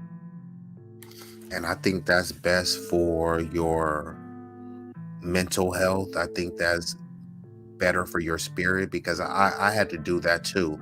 I was on a period where I was, to get support, you gotta give support. So I was saying, you know what, I'm going to support this platform, I'm gonna support this creator. But then when you start saying like, man, this person is not doing anything that's productive, this person is only trying to get clicks and views off debauchery, off depravity, off promoting negative imagery, but then at the same time they're complaining about the conditions. It's like, look, you are promoting the same conditions that you complain about. Why are you not providing solutions? Anyone that brings up a problem without presenting solutions is whining. And people will say, I have an issue with whining. Well, that's exactly what you're doing. You keep talking about the problem is this, the problem is that. It's akin to someone saying, The house is on fire. The house is on fire. It's like, okay, what is your proposal on how we could put the fire out? The house is on fire. Okay, cool. How do we put it out? The house is on fire. All right, but how do we put it out? The house is on fire. That's literally what they do. Fixate on the problem without providing any solutions. We've already determined that the house is on fire, but you haven't told us one way about how we're going to extinguish the fire. And OG Patrice, I made a list of how we avoid how we avoid the bad advice and recognize the good advice. And one of them is determine the source. Check the credibility and expertise of the person giving that advice. Do they have relevant experience and knowledge in that field? Have they provided good advice in the past? So I'm like you. I don't have an ego to inflate, so I will take advice because I don't know everything. I'm constantly teaching people on these panels, and I'm constantly learning on these panels. So I teach, and I'm open to be taught. So when it comes to you, how do you check the credibility of the person giving the advice? I kind of take a look at how they move in other spaces, right? Because people, I found out people got multiple personalities in these YouTube streets. They will literally do one thing and say one thing on one panel and then be on another channel and they saying something totally different. So I just watch consistency in people, and you know how they moving in these YouTube streets is to say whether eventually it comes out is whether they fake on some bullshit, you know, or full of crap, or just, you know what I mean, like you saying, the clicks and the views. Because what I found to be true in the majority of these people in these YouTube streets is they would rather hate the person that's speaking the truth than hate the person that has lied. And that's profound, and something I had to tell myself, you know, within this last month, that people literally would rather hate the person that's speaking the truth than hate the person that is telling the lies. So for me, yeah, I watch people's character. I watch people, how they move, how they act towards other people. You know what I mean? Because you can apologize to somebody, but without the change behavior, then the apology is null and void, in my humble opinion. And that's kind of a form of gaslighting, right? I call OG Patrice a bunch of nasty names, and then I apologize, but then I'm on another panel sneak dissing you. So right. Why'd you even apologize? Because it was disingenuous. And that was one of the reasons why I had to unsub from a lot of people too, because I had some people that was acting like they had smoke from me, but then when I hopped on the panel, cammed up and said, "Hey, bro, like, what you got to say?" Oh no, people start splaining, and then suddenly they agreed with everything I had to say. But then I seen them on another panel talking some anti-black stuff, you know, sometimes some misogynistic stuff, sometimes some misandrist stuff. It's like, bruh, you didn't have that. And look, I'm not acting like I'm just some YouTube godfather or my father. I'm just only giving an anecdotal experience as to why I had to fall back off some people. I gave people the benefit of the doubt and thought that you were a person of character, but you turned out to just be a character. And I see people on these panels acting like, hey, they really care, right? Man, I'm all for the cause. I support you, OG Patrice. And then you get on a panel and everything that we talked about and agreed upon, or you know, the talking points or the subject matter we agreed upon, you're saying the opposite on a different panel. I don't switch up. I don't really care who's on here, white, black, or whatever. I'm gonna say the same thing. Shout out to OG Patrice. because I was supposed to join that that reparations discussion. That debate. That even wasn't really a debate, so I'm actually kind of glad I didn't join because it was too much back and forth, a name calling, and I don't really like to deal with that because I don't let people disrespect me in reality or virtually. And if we're trying to get somewhere and we're trying to have a debate, just look at the presidential debate or something. They don't like each other, but they're not going back and forth calling you names, calling you a monkey or something, and then I'm still supposed to accept your points, right? At that point I have to ramp it up. But what I'm saying is that's what a lot of people do. Hey, OG Patrice, I love you, I love everything you stand for, and then you hop on another panel and you're saying the opposite of what OG Patrice says she stood for. And then this is the person that say, hey, I'm gonna give you advice though. Take my advice and subscribe to my Patreon. Why? You keep flip-flopping. You're saying whatever. That's the highest form of pandering. You're saying what will get you a check. And that, I think, has become too pervasive in these spaces where everyone, I understand it's just a get the bag culture and stuff, but it's like, don't try to get the bag at the expense of giving someone bad advice or you misrepresenting yourself. Like, if you're an anti-black person, if you don't like women, if you're an LGBT soldier, if you a Pookie and Ray Ray in the street, just keep the same energy and be that all the time. Don't be Pookie on one panel and then you Duncan Penderhughes on the other panel. Don't be a thought on one panel and then you're this virtuous virgin on another panel. And then you're still expecting someone to take that advice from you. So, OG Patrice, I also want you to speak on considering the motives, how you evaluate why this person is even offering you advice. Are they genuinely trying to help, or do they have ulterior motives, such as personal gain or manipulation? Could you speak on that a little bit? It's been some people that I've seen that definitely play the game, and it's funny because you start off building these associateships, and then these associateships turn into friendships, and then during the course of this time, you having conversations with them on platforms, and then you gain some type of association or relation off YouTube. Now you're talking on the phone or you're emailing each other, and now when a person, you tell somebody something, you know what I mean, in secrecy about yourself or your personal life or what's something you went through or whatever, these people use that against you when you fall out with them, or when you don't agree with them, or you make them mad about something. They literally use that against you. So it is some very wayward people in these YouTube streets that absolutely do that type of thing. They will gain as much information about you and then use it against you later on.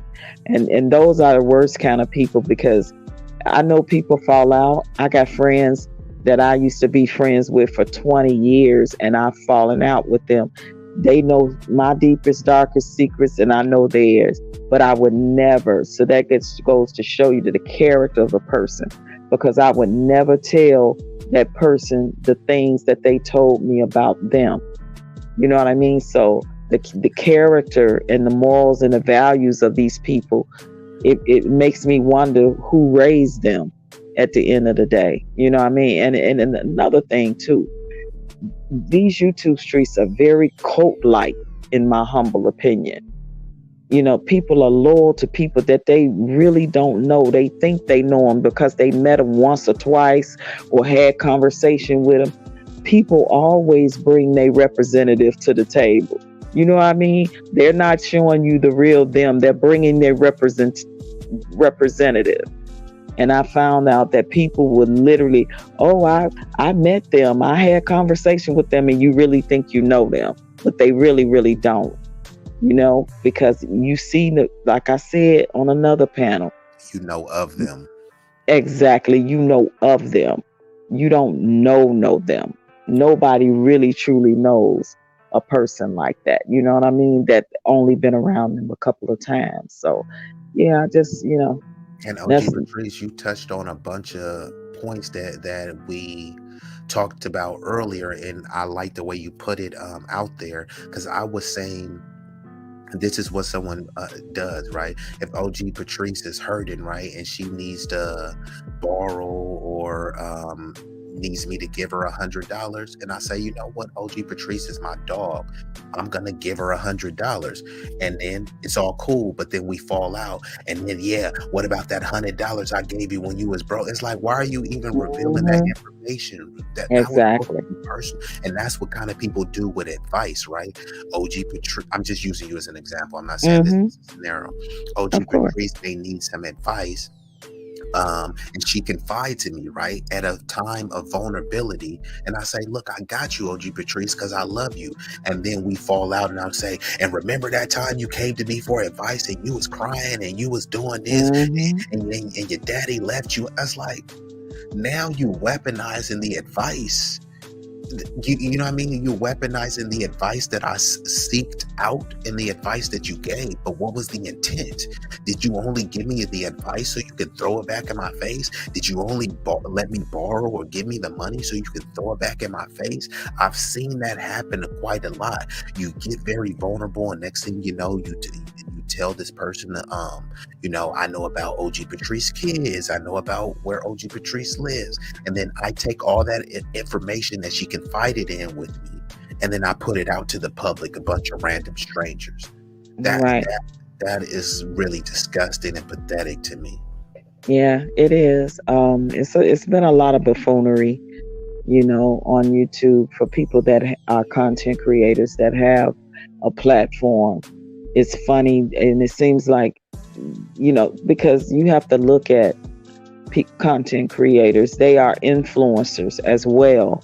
So they're there to influence their subscribers. They're there to persuade their subscribers to their side, and when you subscribe to somebody, that is showing some type of loyalty. They're saying, okay, I like what you're saying. I like how, the topics you talk about. It's also an endorsement, kind of, right? Oh, exactly. It's like an endorsement. Exactly. So you're literally having these topics and conversations to influence, to keep your subscribers, right? You want to keep them being faithful and loyal to you. But then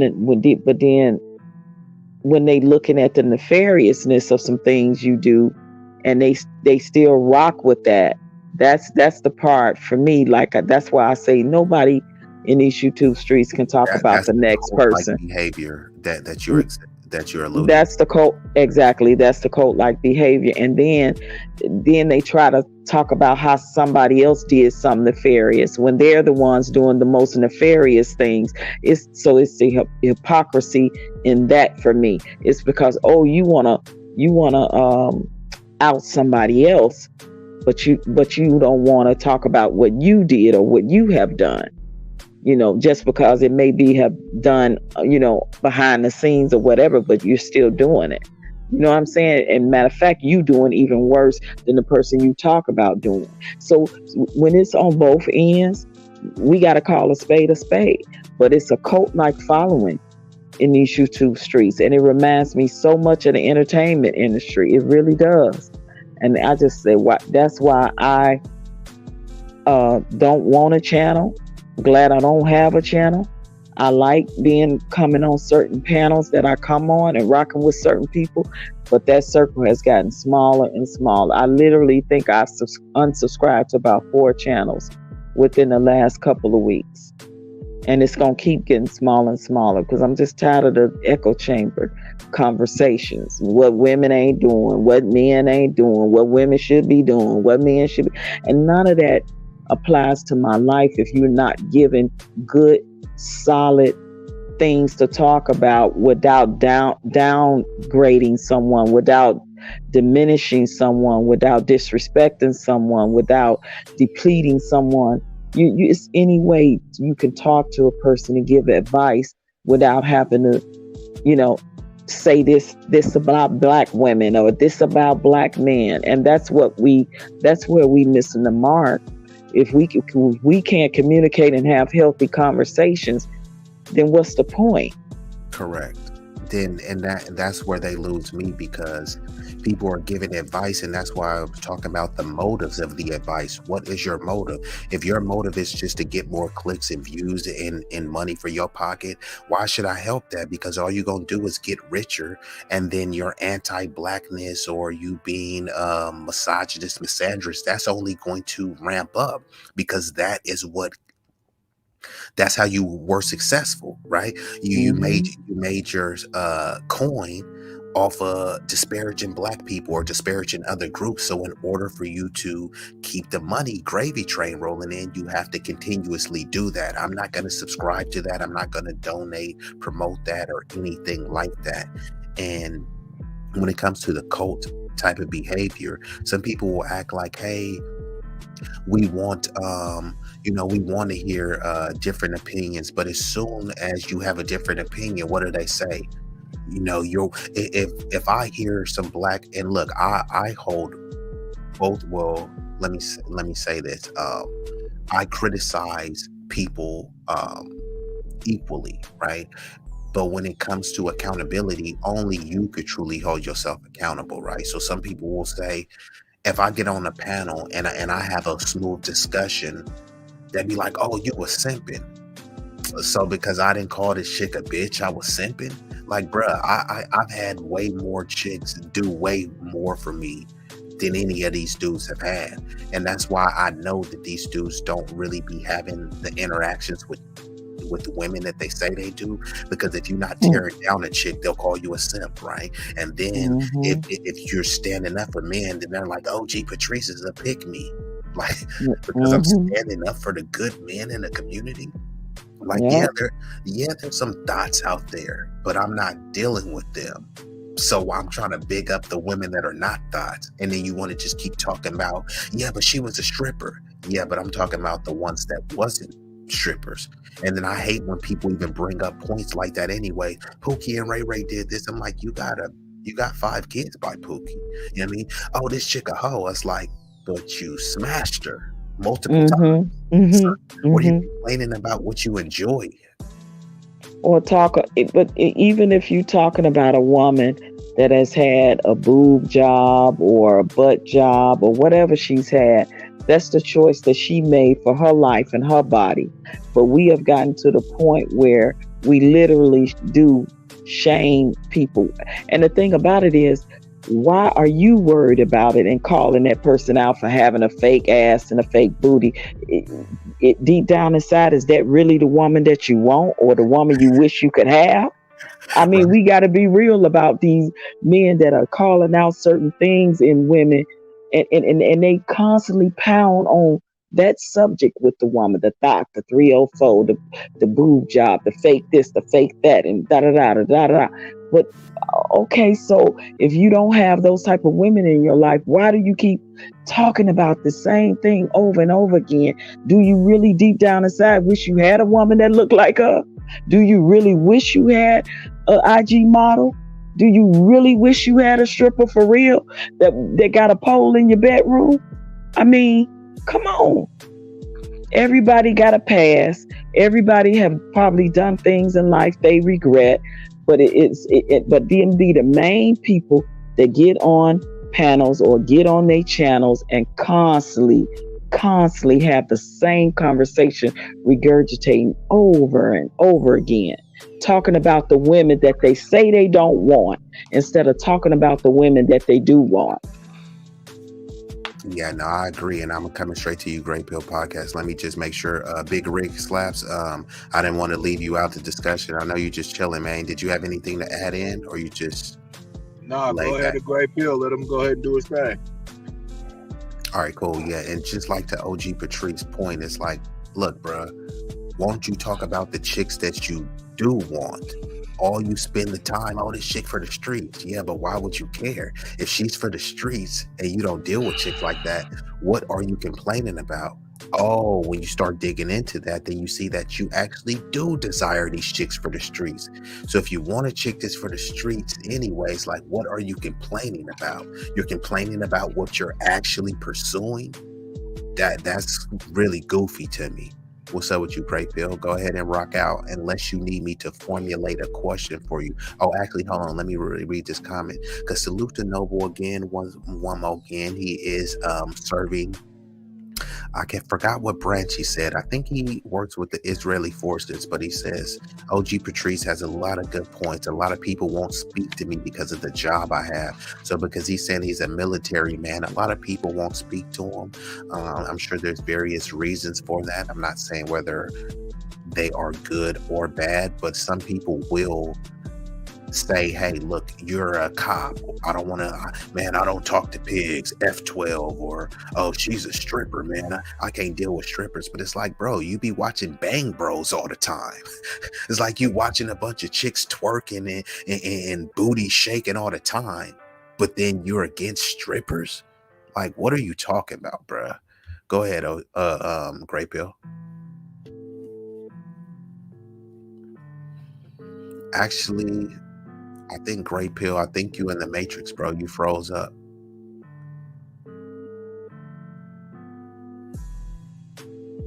Yeah, that boy frozen, boy. Yeah, I think he frozen too. Grey Pill, if you could hear us, drop down and come back in because you frozen. Okay, he dropped down. But yeah, it's just so annoying when I keep hearing these same circular conversations over and over. And look, if I kept talking to you about, man, fried chicken this, fried chicken that, man, fried chicken good, and you would want to be like, hey, have you produced any fried chicken? Could you show me a fried chicken recipe? Could you show me a video of you cooking a fried chicken? Could you provide me with testimonial of people that tasted your fried chicken and told me it was world renowned? So these people that like to give advice about women and men need to do this, cool. Let me see what results. Let me see what fruit that has bared. They have no marriages. You know what I mean? That their advice hasn't led to any marriages. Their advice hasn't even led to any relationships. Their advice hasn't led to anything but clicks and views for them. What is your intent and motive? You just want someone to help put money in your pocket off of your misguided advice that hasn't even been substantiated, that hasn't been validated. Views and someone sending you a super chat doesn't validate your point, because like OG Patrice already said, most people are approaching these channels with cult-like behavior. So if somebody say drop $100 super chat and say, yeah, he was spitting, it's like, dude, he just said the same thing as everyone else, and you're trying to revere it as something that was just profound that we've never heard before.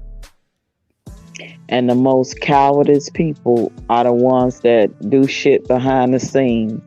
You know what I mean? Do little slick shots, fly shit, you know, behind the scenes, plot, plan, you know, to do things to try to hurt other people.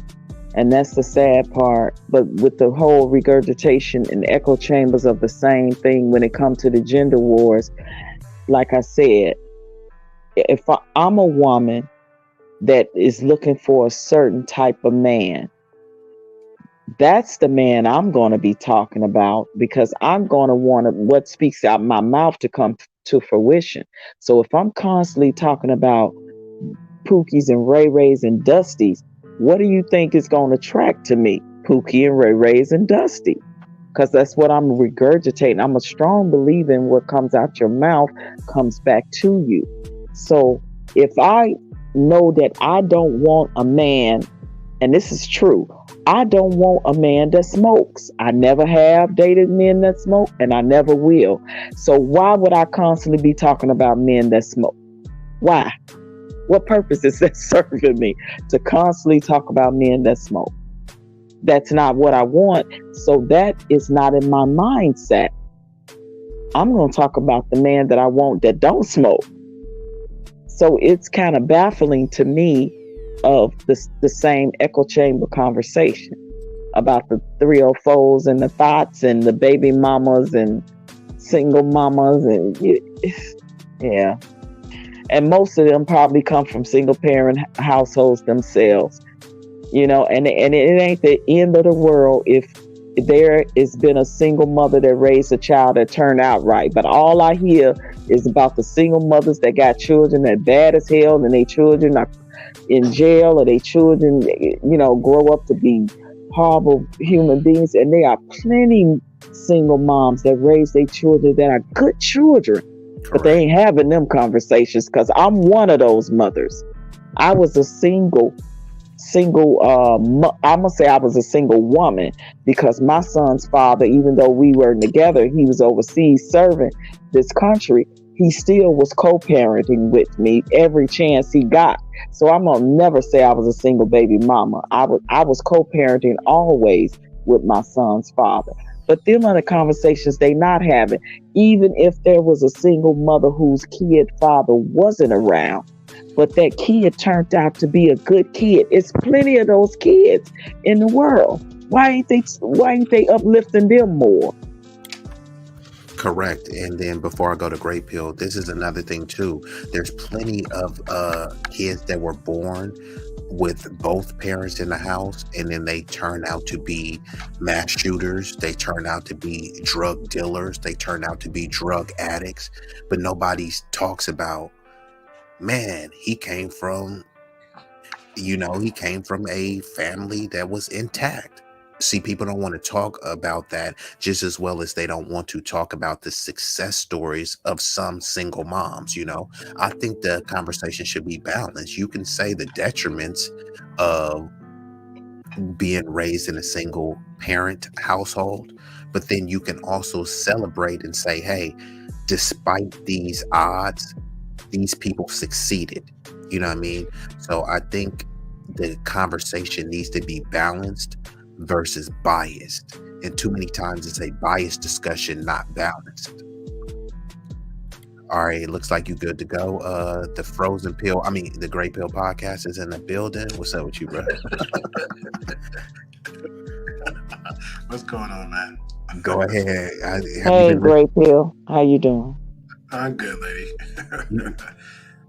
I like the setup. I like the setup, bro. You retired the Blue Yeti, man. What you got that one sitting in the back for?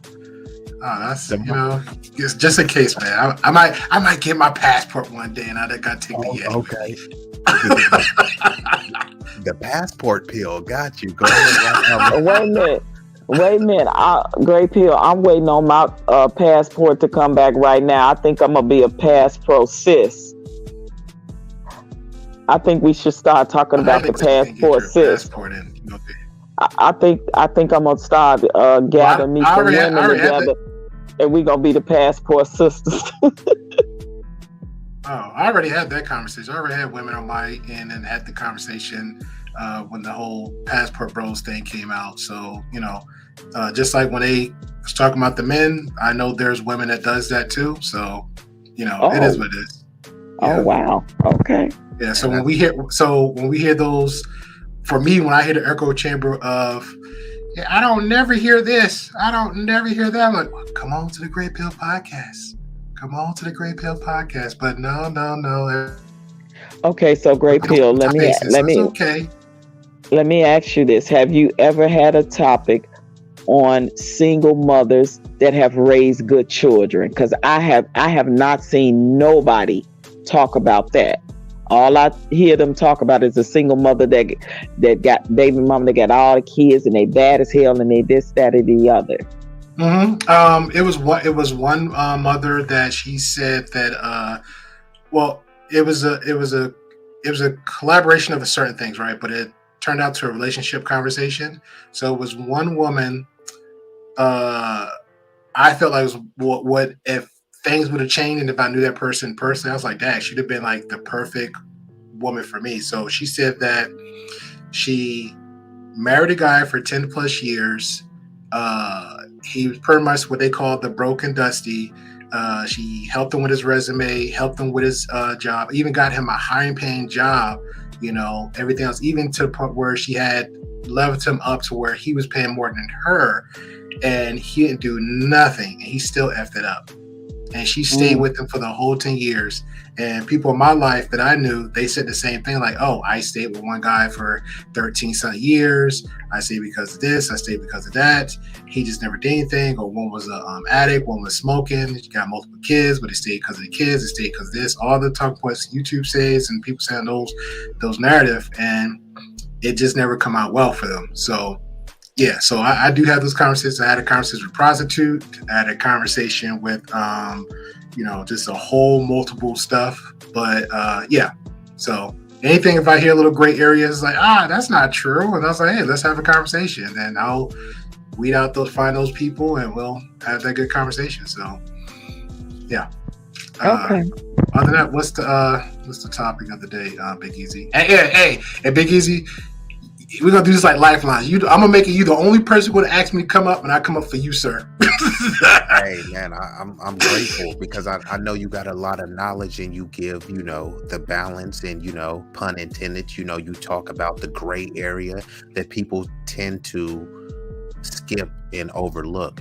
And the topic is, I don't need your advice. So many people are on these YouTube streets or just in general giving out advice just for random purposes, right? Sometimes people are giving out advice that can be detrimental. Some advice is helpful, some advice is harmful. Many people on here are just simply on here to entertain and not enlighten. And some people are not really qualified to give the advice that they're giving. Some people are neurosurgeons and then they're giving advice about mechanics, right? Some people are athletes and then they're trying to give advice about coding. Some people haven't been in a relationship in over 20 years, but they're trying to preach to you about red pill ideology and marriage. So what have you seen in these YouTube streets specifically, but just in general, when it pertains to people giving advice, wrong advice, right advice, any way you want to basically address the topic? Okay, I'll start with the spaces that I don't think, for me personally, I don't think I've seen y'all guys in or even heard about speak. I've been in the Canadian spaces where they're very polite, very welcoming. You might catch a drunk one too, and they still be like, hey, come on, hit the link. Some people, it's like virtual nomads where I forgot how he called himself. He called himself a digital nomad where he'll have like 50 screens open and anything that pops off, like the Matrix, he'll like pull a screen up and it's like, hey, well, this going on here, and he'll react to like multiple screens. I've been to a Filipino spaces where all they do is dance, and you can speak to them and they'll speak back, and they just do their little giggles and music. Been to some Indian spaces, they just so many spaces out there. People mind their business, whereas plants, people talk about business, people talk about finance. But unfortunately, I think on this end, what they call the chitless circuit, people select the people like I feel like love that dopamine hit, love the toxicity, love the chaos. And that's fine. But if you don't have a healthy take of it, then you're just going to be stuck there. So I think it's best for the other people, the ones that sing, the ones that say that they're adults and they say they're grown and understand about mental health. Don't even really and dive in and really engage with them that much. It was one platform. I'm not gonna say name, but I'm sure we all know it. I heard about it. People's like, oh yeah, this is this, and it helps the channels and blah blah blah. Like, okay, cool. I gave it a shot. I think I was up there for like an hour. I was like, nah, this ain't me. I already saw the dynamic. I saw the roots of it, how it branches off. Let's say, for example, it's like the anti-version of knowledge and relationship, And I was like, this is not for me. And then the second time I came with the game, because I actually saw a conversation, just like it seemed like more chill vibe.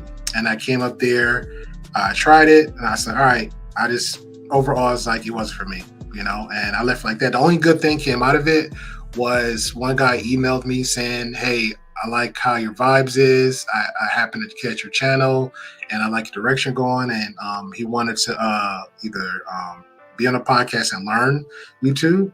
And then he just started doing his own thing, and we kind of help each other out from time to time. And that was it. He just did his own thing. I didn't take it personal, but he just wanted to learn, and I think he's a great content provider on her production side, because sometimes YouTube want that, just the optics with the pretty people, but those pretty people actually had like brains. They had like real authentic conversations. He had like a stripper, he had a businesswoman, he had the white wife with the black husband.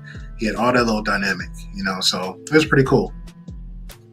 Okay, Great Pill, you guys, what I saw the Asian community do on these YouTube streets, and I said, man, if we just had a little bit more of unity towards each other, we could every person could have a success in their subscribers.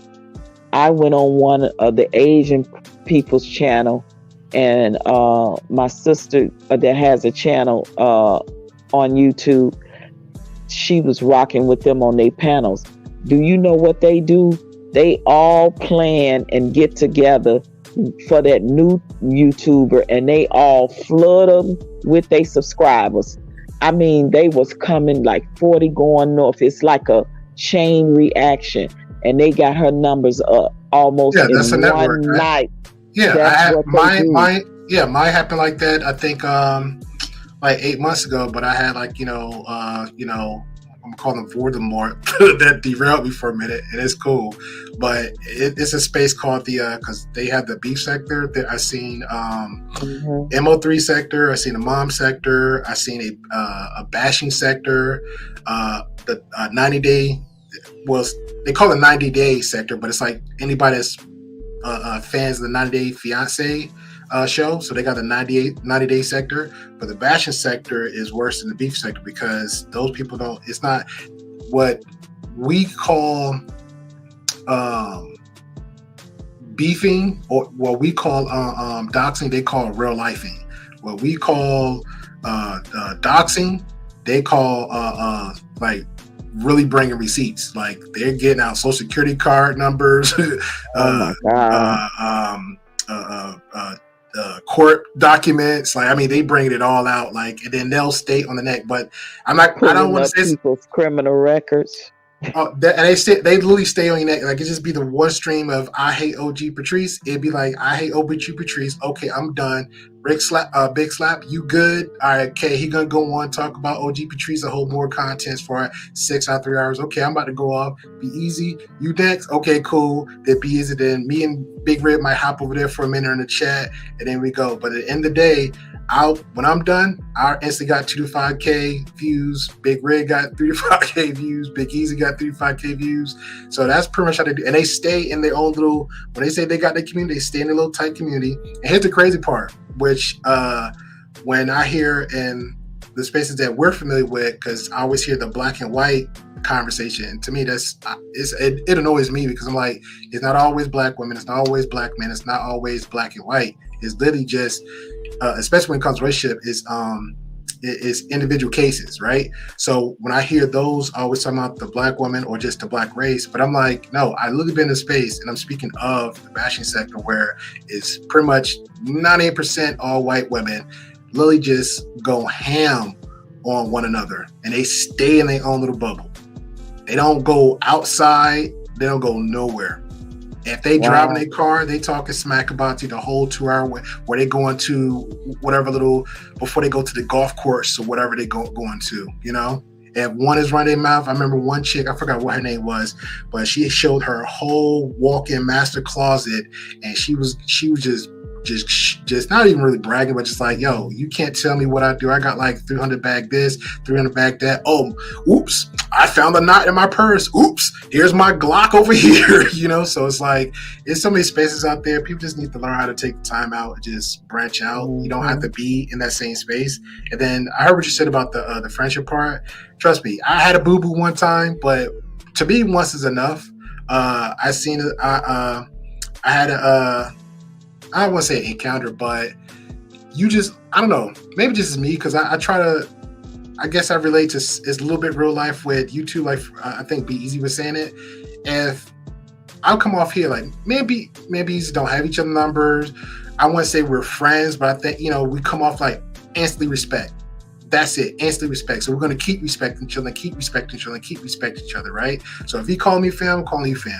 Now, if I disrespect, well, I'll put it like this. If B-Eazy disrespect me, and it depends on the degree of it, when I say I'm done, I'm not coming on his panel, I'm not hitting his chat, I'm not doing anything. I'm done. Now, if Big Riggs, that's cool between us two, and then hit me up out the blue like, hey man, I think you need to do this, and so y'all could talk it out. I'm not even engaging with Big Riggs. That's literally what happened with me. Like, I had somebody in that same situation. Like, I was like, no, that's effed up. I couldn't believe they did it. Then I can't believe the circle of people did something, and I just never engaged. I didn't go on me personally, and I'm speaking for me. I didn't go on my platform because, again, that's not what a platform is about, to talk about somebody, to bring out my personal out there. If they want to do it, cool, do you. You got one, all right, that's my effed up. You do it again, all right, now something literally seriously wrong with you. And then I have friends like, oh man, why don't you clap back? And I'm good.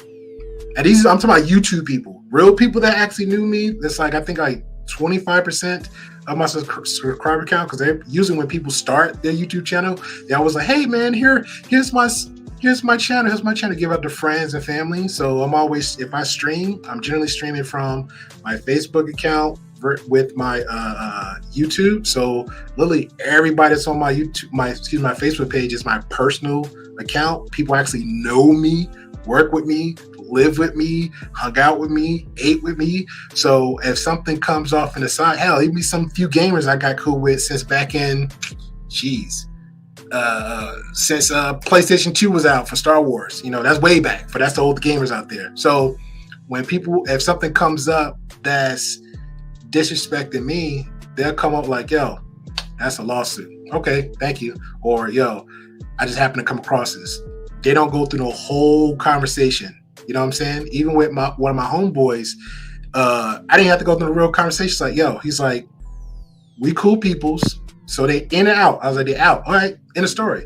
But here on YouTube land, it's like a long conversation. We don't have to go through that conversation. Again, back to B-Eazy, like B-Eazy vibes, the Big Riggs. Big Riggs like, yo, I ain't effing no more. All right, say less. That's it. I don't have to get no, hey, Big Rig, so what happened? I saw something on YouTube and streets about 3 o'clock, It ain't, we ain't good no more. All right, cool, say less. So mental health is a real thing.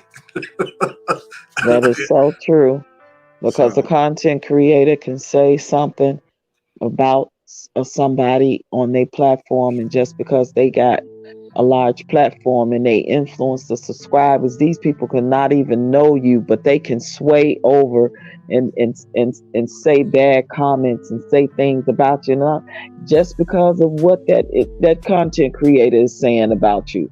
Like, literally don't know you, and they be like, oh, that's this, that's that. I'm like, wow. So to me, I watch the character of that content creator, because if they are talking about other people like that and swaying and influencing their subscribers to feel a way about that person that they don't even know, to me that says a lot about that content creator's character. But you see a lot of that, though. You see a lot of that in the street. What I've learned, and I'm nowhere on those guys' level as far as the viewers and subscribers, but what I've seen is, and it's a hard pill. It's a hard pill to swallow, because you try to. Because I feel like there's a content creator, instantly you automatically influencer. If you put out any content, dumb, stupid, bad, or whatever, you automatically influencer. Now, as far as a content creator, hey, we can put the judgment on that in the air and nitpick that for days. But some people decide to go either far left and far right. When you try to stay in the middle, it's kind of hard, because you kind of ask yourself, okay, what is my intentions? What are my goals? Because when I first came to YouTube, and I always said this, I'm ugly, I'm broke and busy, I came here to YouTube. I never came here looking for friends. Nobody here's my friend. Okay. Right. If that hurts your feelings, I apologize. Mm-hmm. I came here to get Go ahead and drop you down, Great Pill. Since I came here to get 1,000 subs and get the watches because that's what YouTube requires of me. Okay, thank you. How am I get that? Okay.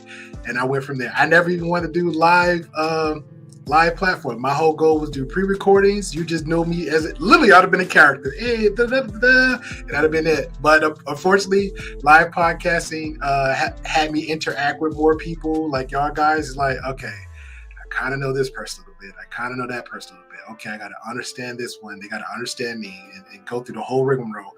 I will say it's a blessing though for me, because for me to say I didn't want no friends, didn't want to find anything, I found some genuine people out in the little spaces. So that kind of worked out for me.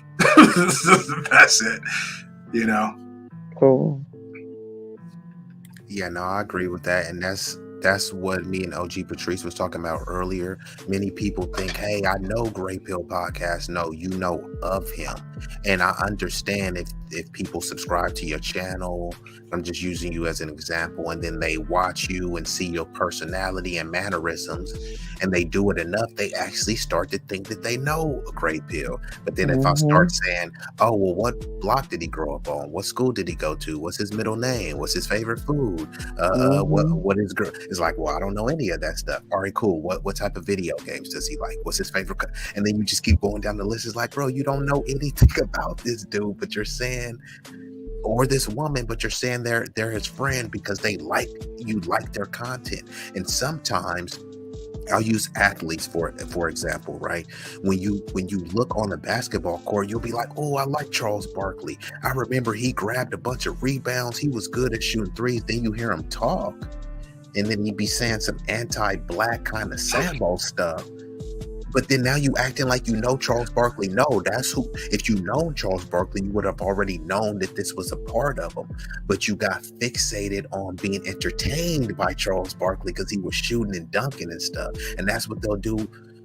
Let me use Great Pill. Oh, I seen Great Pill playing video games. He got a nice mic and a nice setup. Then he says something you don't like, and you like, F Great Pill, man. He switched up. No, that was always what Great Pill stood for. You just didn't really know him. You already know, man. It'll slip out. That's why I tell people all the time. Live podcasting, people get too comfortable in these live podcasting. That's the only thing. Marcus one time caught me because I represent Jersey a lot. So one time he kind of low key triggered me. He used to make little jabs at Jersey. I'm like, oh no, don't do that. And then I came over here and I met M3 and I saw M3 like playing Mario Kart. So we got a little inside jokey joke about that. So when I was like, oh, he's a gamer. So I'm and then here's the come right the persona right. Great Pill Podcast got a gaming channel. So now I'm like trying to.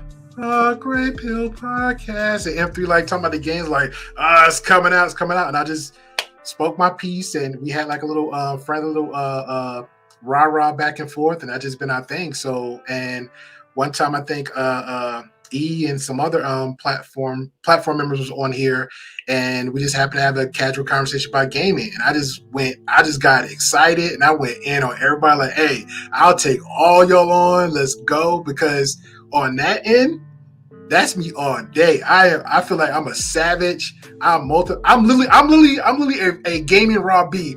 How y'all see Raw B here? That's me over there. But I enjoy it. I definitely enjoy it. Cool. Well, I'm gonna get ready to drop down. I'm gonna listen to y'all in the chat and get ready. I was about to say, OG Patrice, we about to shut it down. So go ahead and give your closing remarks pertaining, to advice on the YouTube streets. You giving advice, receiving advice, or whatever. Well, I know that there's been a small handful of people that I literally take their advice, and when they give it to me, I know they're giving it to me in love. I know that there's no malice behind it, and I absolutely know that they will never reveal whatever it is that I confided in them or told them, even if we get mad at each other. And if you can find people that genuine, those are the people you should rock with. Other than that, take advice like a grain of salt. Let it go through one ear and out the other when the right people ain't telling you the right things. And I'll land my plane there. Thank you, OGPatrice. I know that we usually do the late thing, but if you, whatever is the best, I don't know if you, I know you used to have an IG or whatever, but whatever is the best, like email or whatever to contact you, if you can just drop it in a private chat, because I want to hit you up about some other streams that's actually promoting, the positivity, the positivity in society, especially on the topic that you was talking about with the single parents and single mothers specifically, you know what I mean? Because I would really love to see, I would really love to see someone really do a topic and talk about single mothers that beat the odd, raising their children without the man in the home, and they beat the odds and their children are very successful and things of that nature, because I am one of those mothers. My son was honored at the White House. It don't get no better than that. So every single mom out here is not the worst because she had a child at a young age. You know what I mean? Or because she had a child at a young age, or out of wedlock. Exactly. Because that's the main thing. And then, I would love to see more examples of that. I really would. Well, I'm not going to wait for someone to be the example. I'm going to set the example and people could follow from there. So I would love to have you on that. I mean, because there's people like, Gloria James, right? People will call LeBron James the GOAT, but it's like, who was he raised by? A single mom. Exactly. Kevin Durant, raised by a single mom. And those are just two immediate ones, but you got OGPatrice. So we have, I would say, look, we can say there are plenty of examples of dudes cutting up in the streets that was raised by single moms, and we can talk about that. But if we're not talking about the balance of the discussion, then that is where you are delving into propaganda, because they say it's two sides of the story. Really, it's three sides. It's your side, their side, and the truth. And the truth is somewhere in between that middle gray area.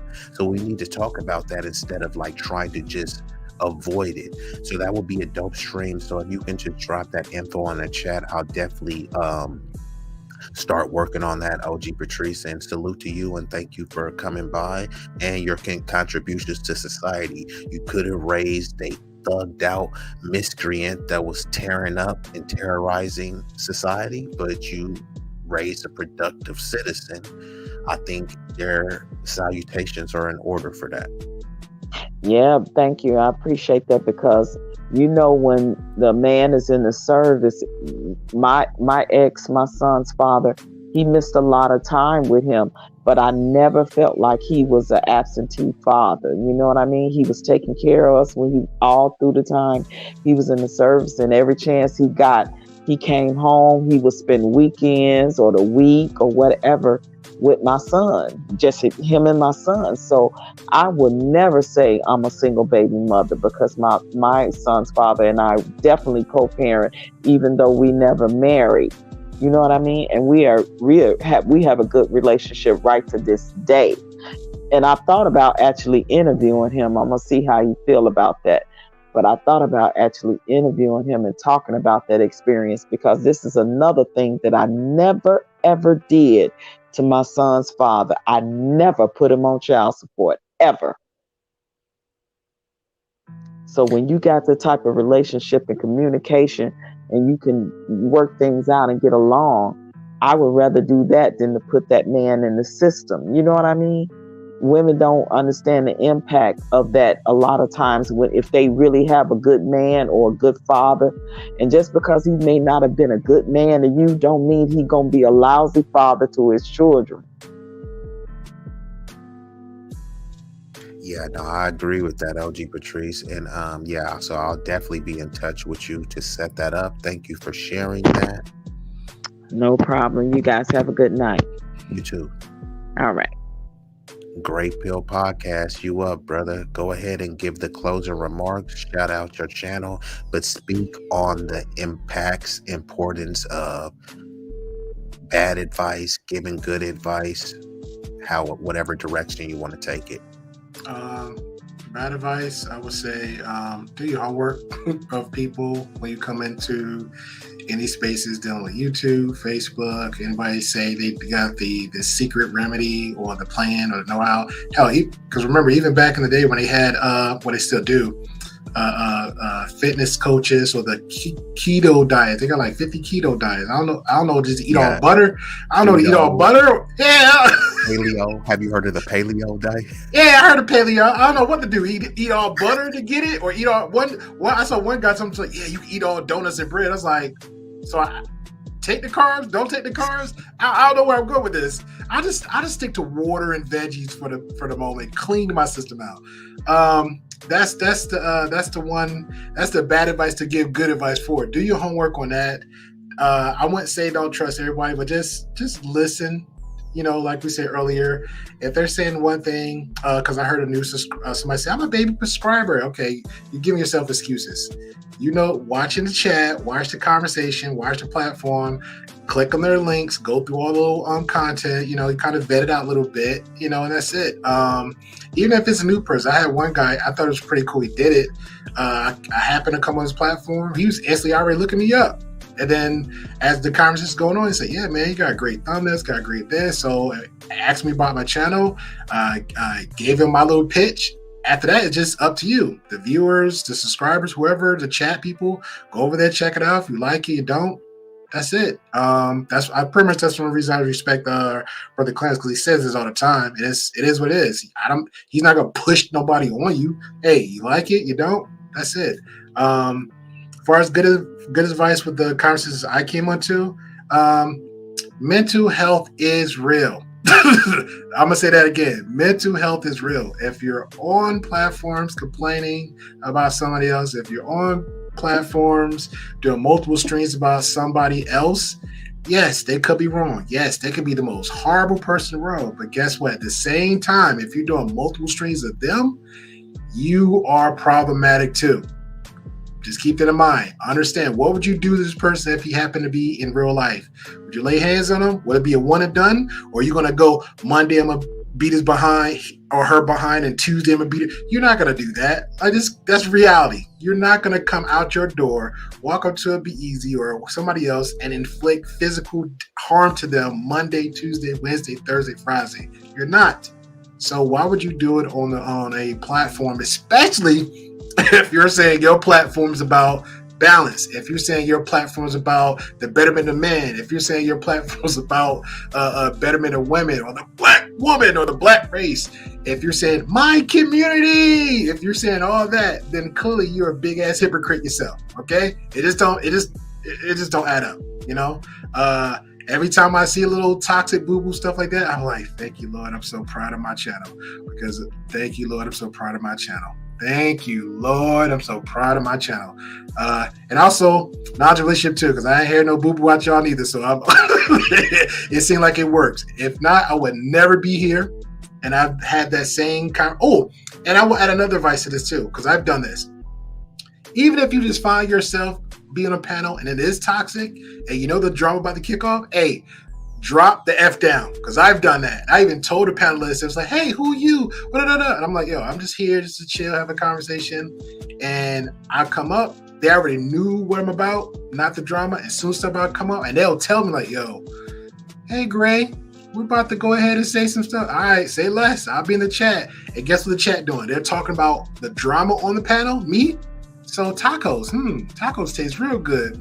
Pizza, I love that. You would never hear me going, yeah. So that's the best advice I can give you.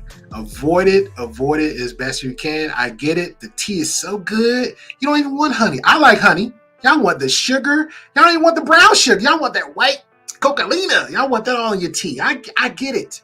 I get it. But you could be in the cloud of bushes and just watch from afar. You get to know the people that you think you know, you don't know. I get it. Or you could be in the chat. You might know somebody in the chat. Y'all interact. Go ahead. That's fine. Do you. But if the moment you hit that link and you come up there and you really engage with people you don't know and they're saying the most horrendous stuff and you know it's not true in your own world, you lost. You lost. So, and I'm not gonna say, hey, what happened one time? That's great. Happened 2 times? 3, 4, 5, 6, 7 times? Therapy. That's all I got, sir. Man, that was some good advice, bro. So shout out to the Gray Pill podcast, where you can get some actual valuable advice from him. Not, they don't want it. Yeah, they do not. So what I'm saying is they can get it. I'm not saying that it's just like, hey, look, man, you can get some organic food over here and clean food over here. Now I'm gonna go to McDonald's. But I just told you where the organic food was that would be better for your digestive system, your blood pressure. Nah, like you said, they want that pure cane sugar. You know what I mean? They want that the Big Mac and the Jumbo Jack and stuff. So at that point, hey, what do? And like you said, bro, Clarence said, now at this point, I'm not going to try to force, some organic fruits down your throat, right? Or I'm not going to try to force some veggies, spinach, kale down your throat. Now I could lead you to the promised land, to the water, but I cannot force you to drink it. You know what I mean? So salute to the Gray Pill podcast. We definitely got to do some work and go ahead and sub to that man's channel. Yeah, let me get Shameless plug too. And since we on that rock, if you want a guy, because I hear this too. I never heard a man talk about another man accountable. Okay, well, on my channel we hold other men accountable. Remember the 7 baby mama dad? Hey, I had a reaction to that. Part 1 and part 2. Oh, when they had the conversation about the woman, the teen girl that was bullied in Jersey, and she deleted herself. I had that conversation about the woman that had a child. About her, she had the babysitter that slept with her with the child and got no jail time. I had that conversation. Or you want to hear about the 30-year-old man who waited 30 years for his wife and she took off to a whole other country. Nobody would have that conversation. Or I was the first one in my state that actually made awareness to a guy who robbed another man's store for what? For cigarettes. Now y'all want to have that conversation. Or I even have a conversation about moderators because there's a new feature added just 2 months ago. Nobody want to have that conversation. Or you want to learn how to do your Facebook your banners. No, you don't want to have that conversation either. How to do? You don't want to have that conversation. Or if you see something about sex expectations or politics, or heck, you want to hear still a little something funny? There's a good one here too. What's another one I have here? It's a really good one.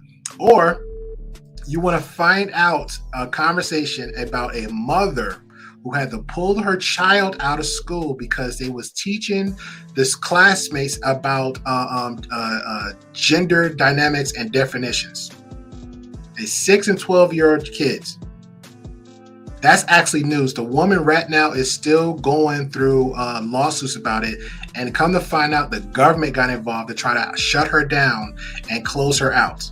And hello, it's not a black woman; it's a white woman. Full family, active husband, active mom, 2 kids. And she's going through it right now.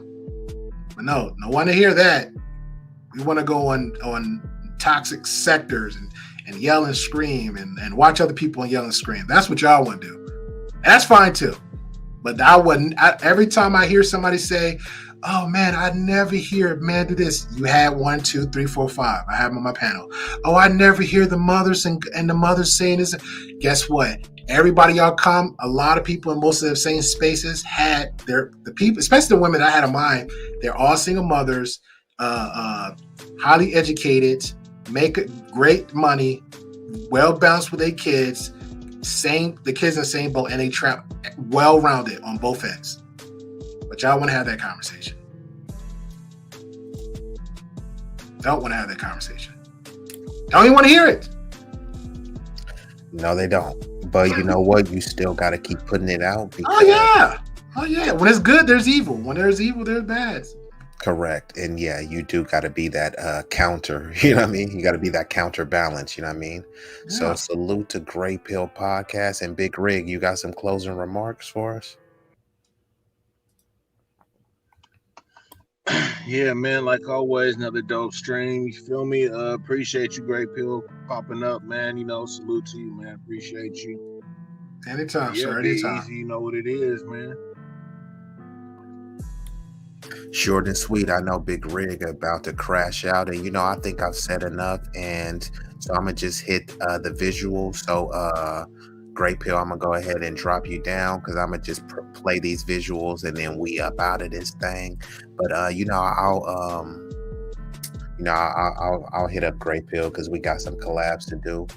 But yeah, so I'm gonna run these visuals, and then we up out of here, man. It's another installment of Easily Rigged. Easily rigged, man. Yes, sir. So hit the like button, but also leave us a comment. Actually, when it comes to likes, I'm just time for a like intermission. We kindly request that you show love to the channel's creator and platform by leaving a like, sharing, commenting, and subscribing. Don't forget to turn on the notification bell to stay up to date with all the latest content. Liking posts is completely free and helps the algorithm boost our reach. We want to grow the community larger and larger. So thank you all who take the time to support us. It does mean the world to us and doesn't go unnoticed.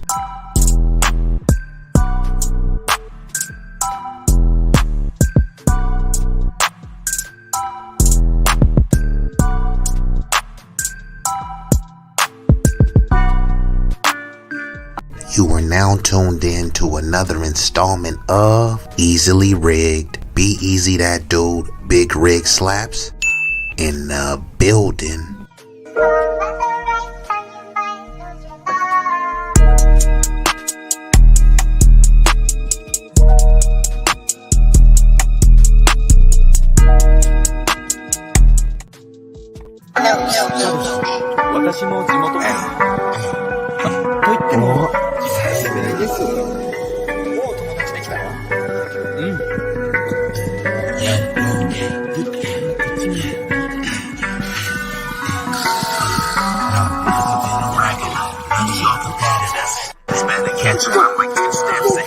This promethazine got me leaning like a chumbo in the club. I'm fully deep.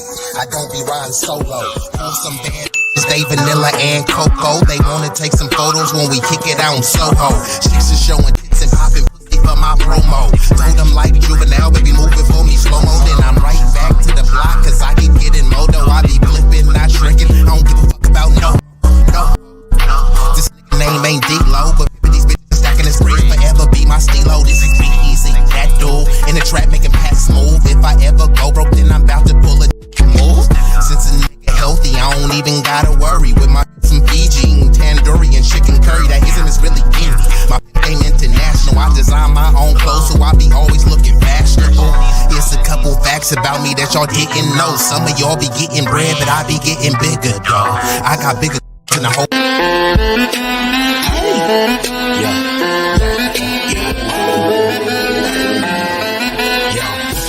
Check this out, you ain't heard about, I'm the freshest out. Know it's a lot of competition, but it's no comparing, I'm the bestest out. Your favorite rapper, you girl, you tryna she stay around, but lay it down like Lloyd and make her pass with it. Told me she was lucky how I hit her with the pipe. I keep trying to take her out, but this bitch wanna stay tonight. And she bad, that ain't enough to trust her. All the fact I'm trying to duck her, yeah, I'ma let you handcuff her.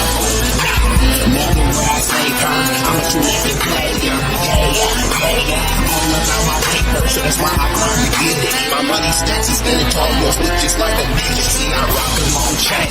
It got a lot of ice in it, I call this shit frigid. A gift from a bitch named Bridget. I whip it, mix it, pitch it, ship it, flip it. I multiply these digits. These ladies love the way I keep it.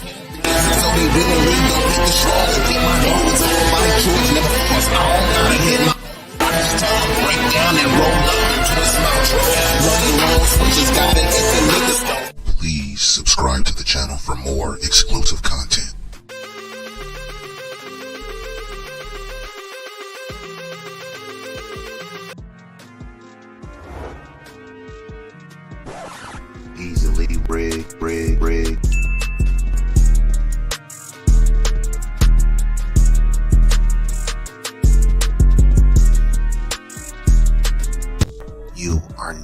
tuned into another installment of Easily Rigged on the Knowledge and Relationships platform. Your viewership and support is immensely appreciated, and for that, we thank you.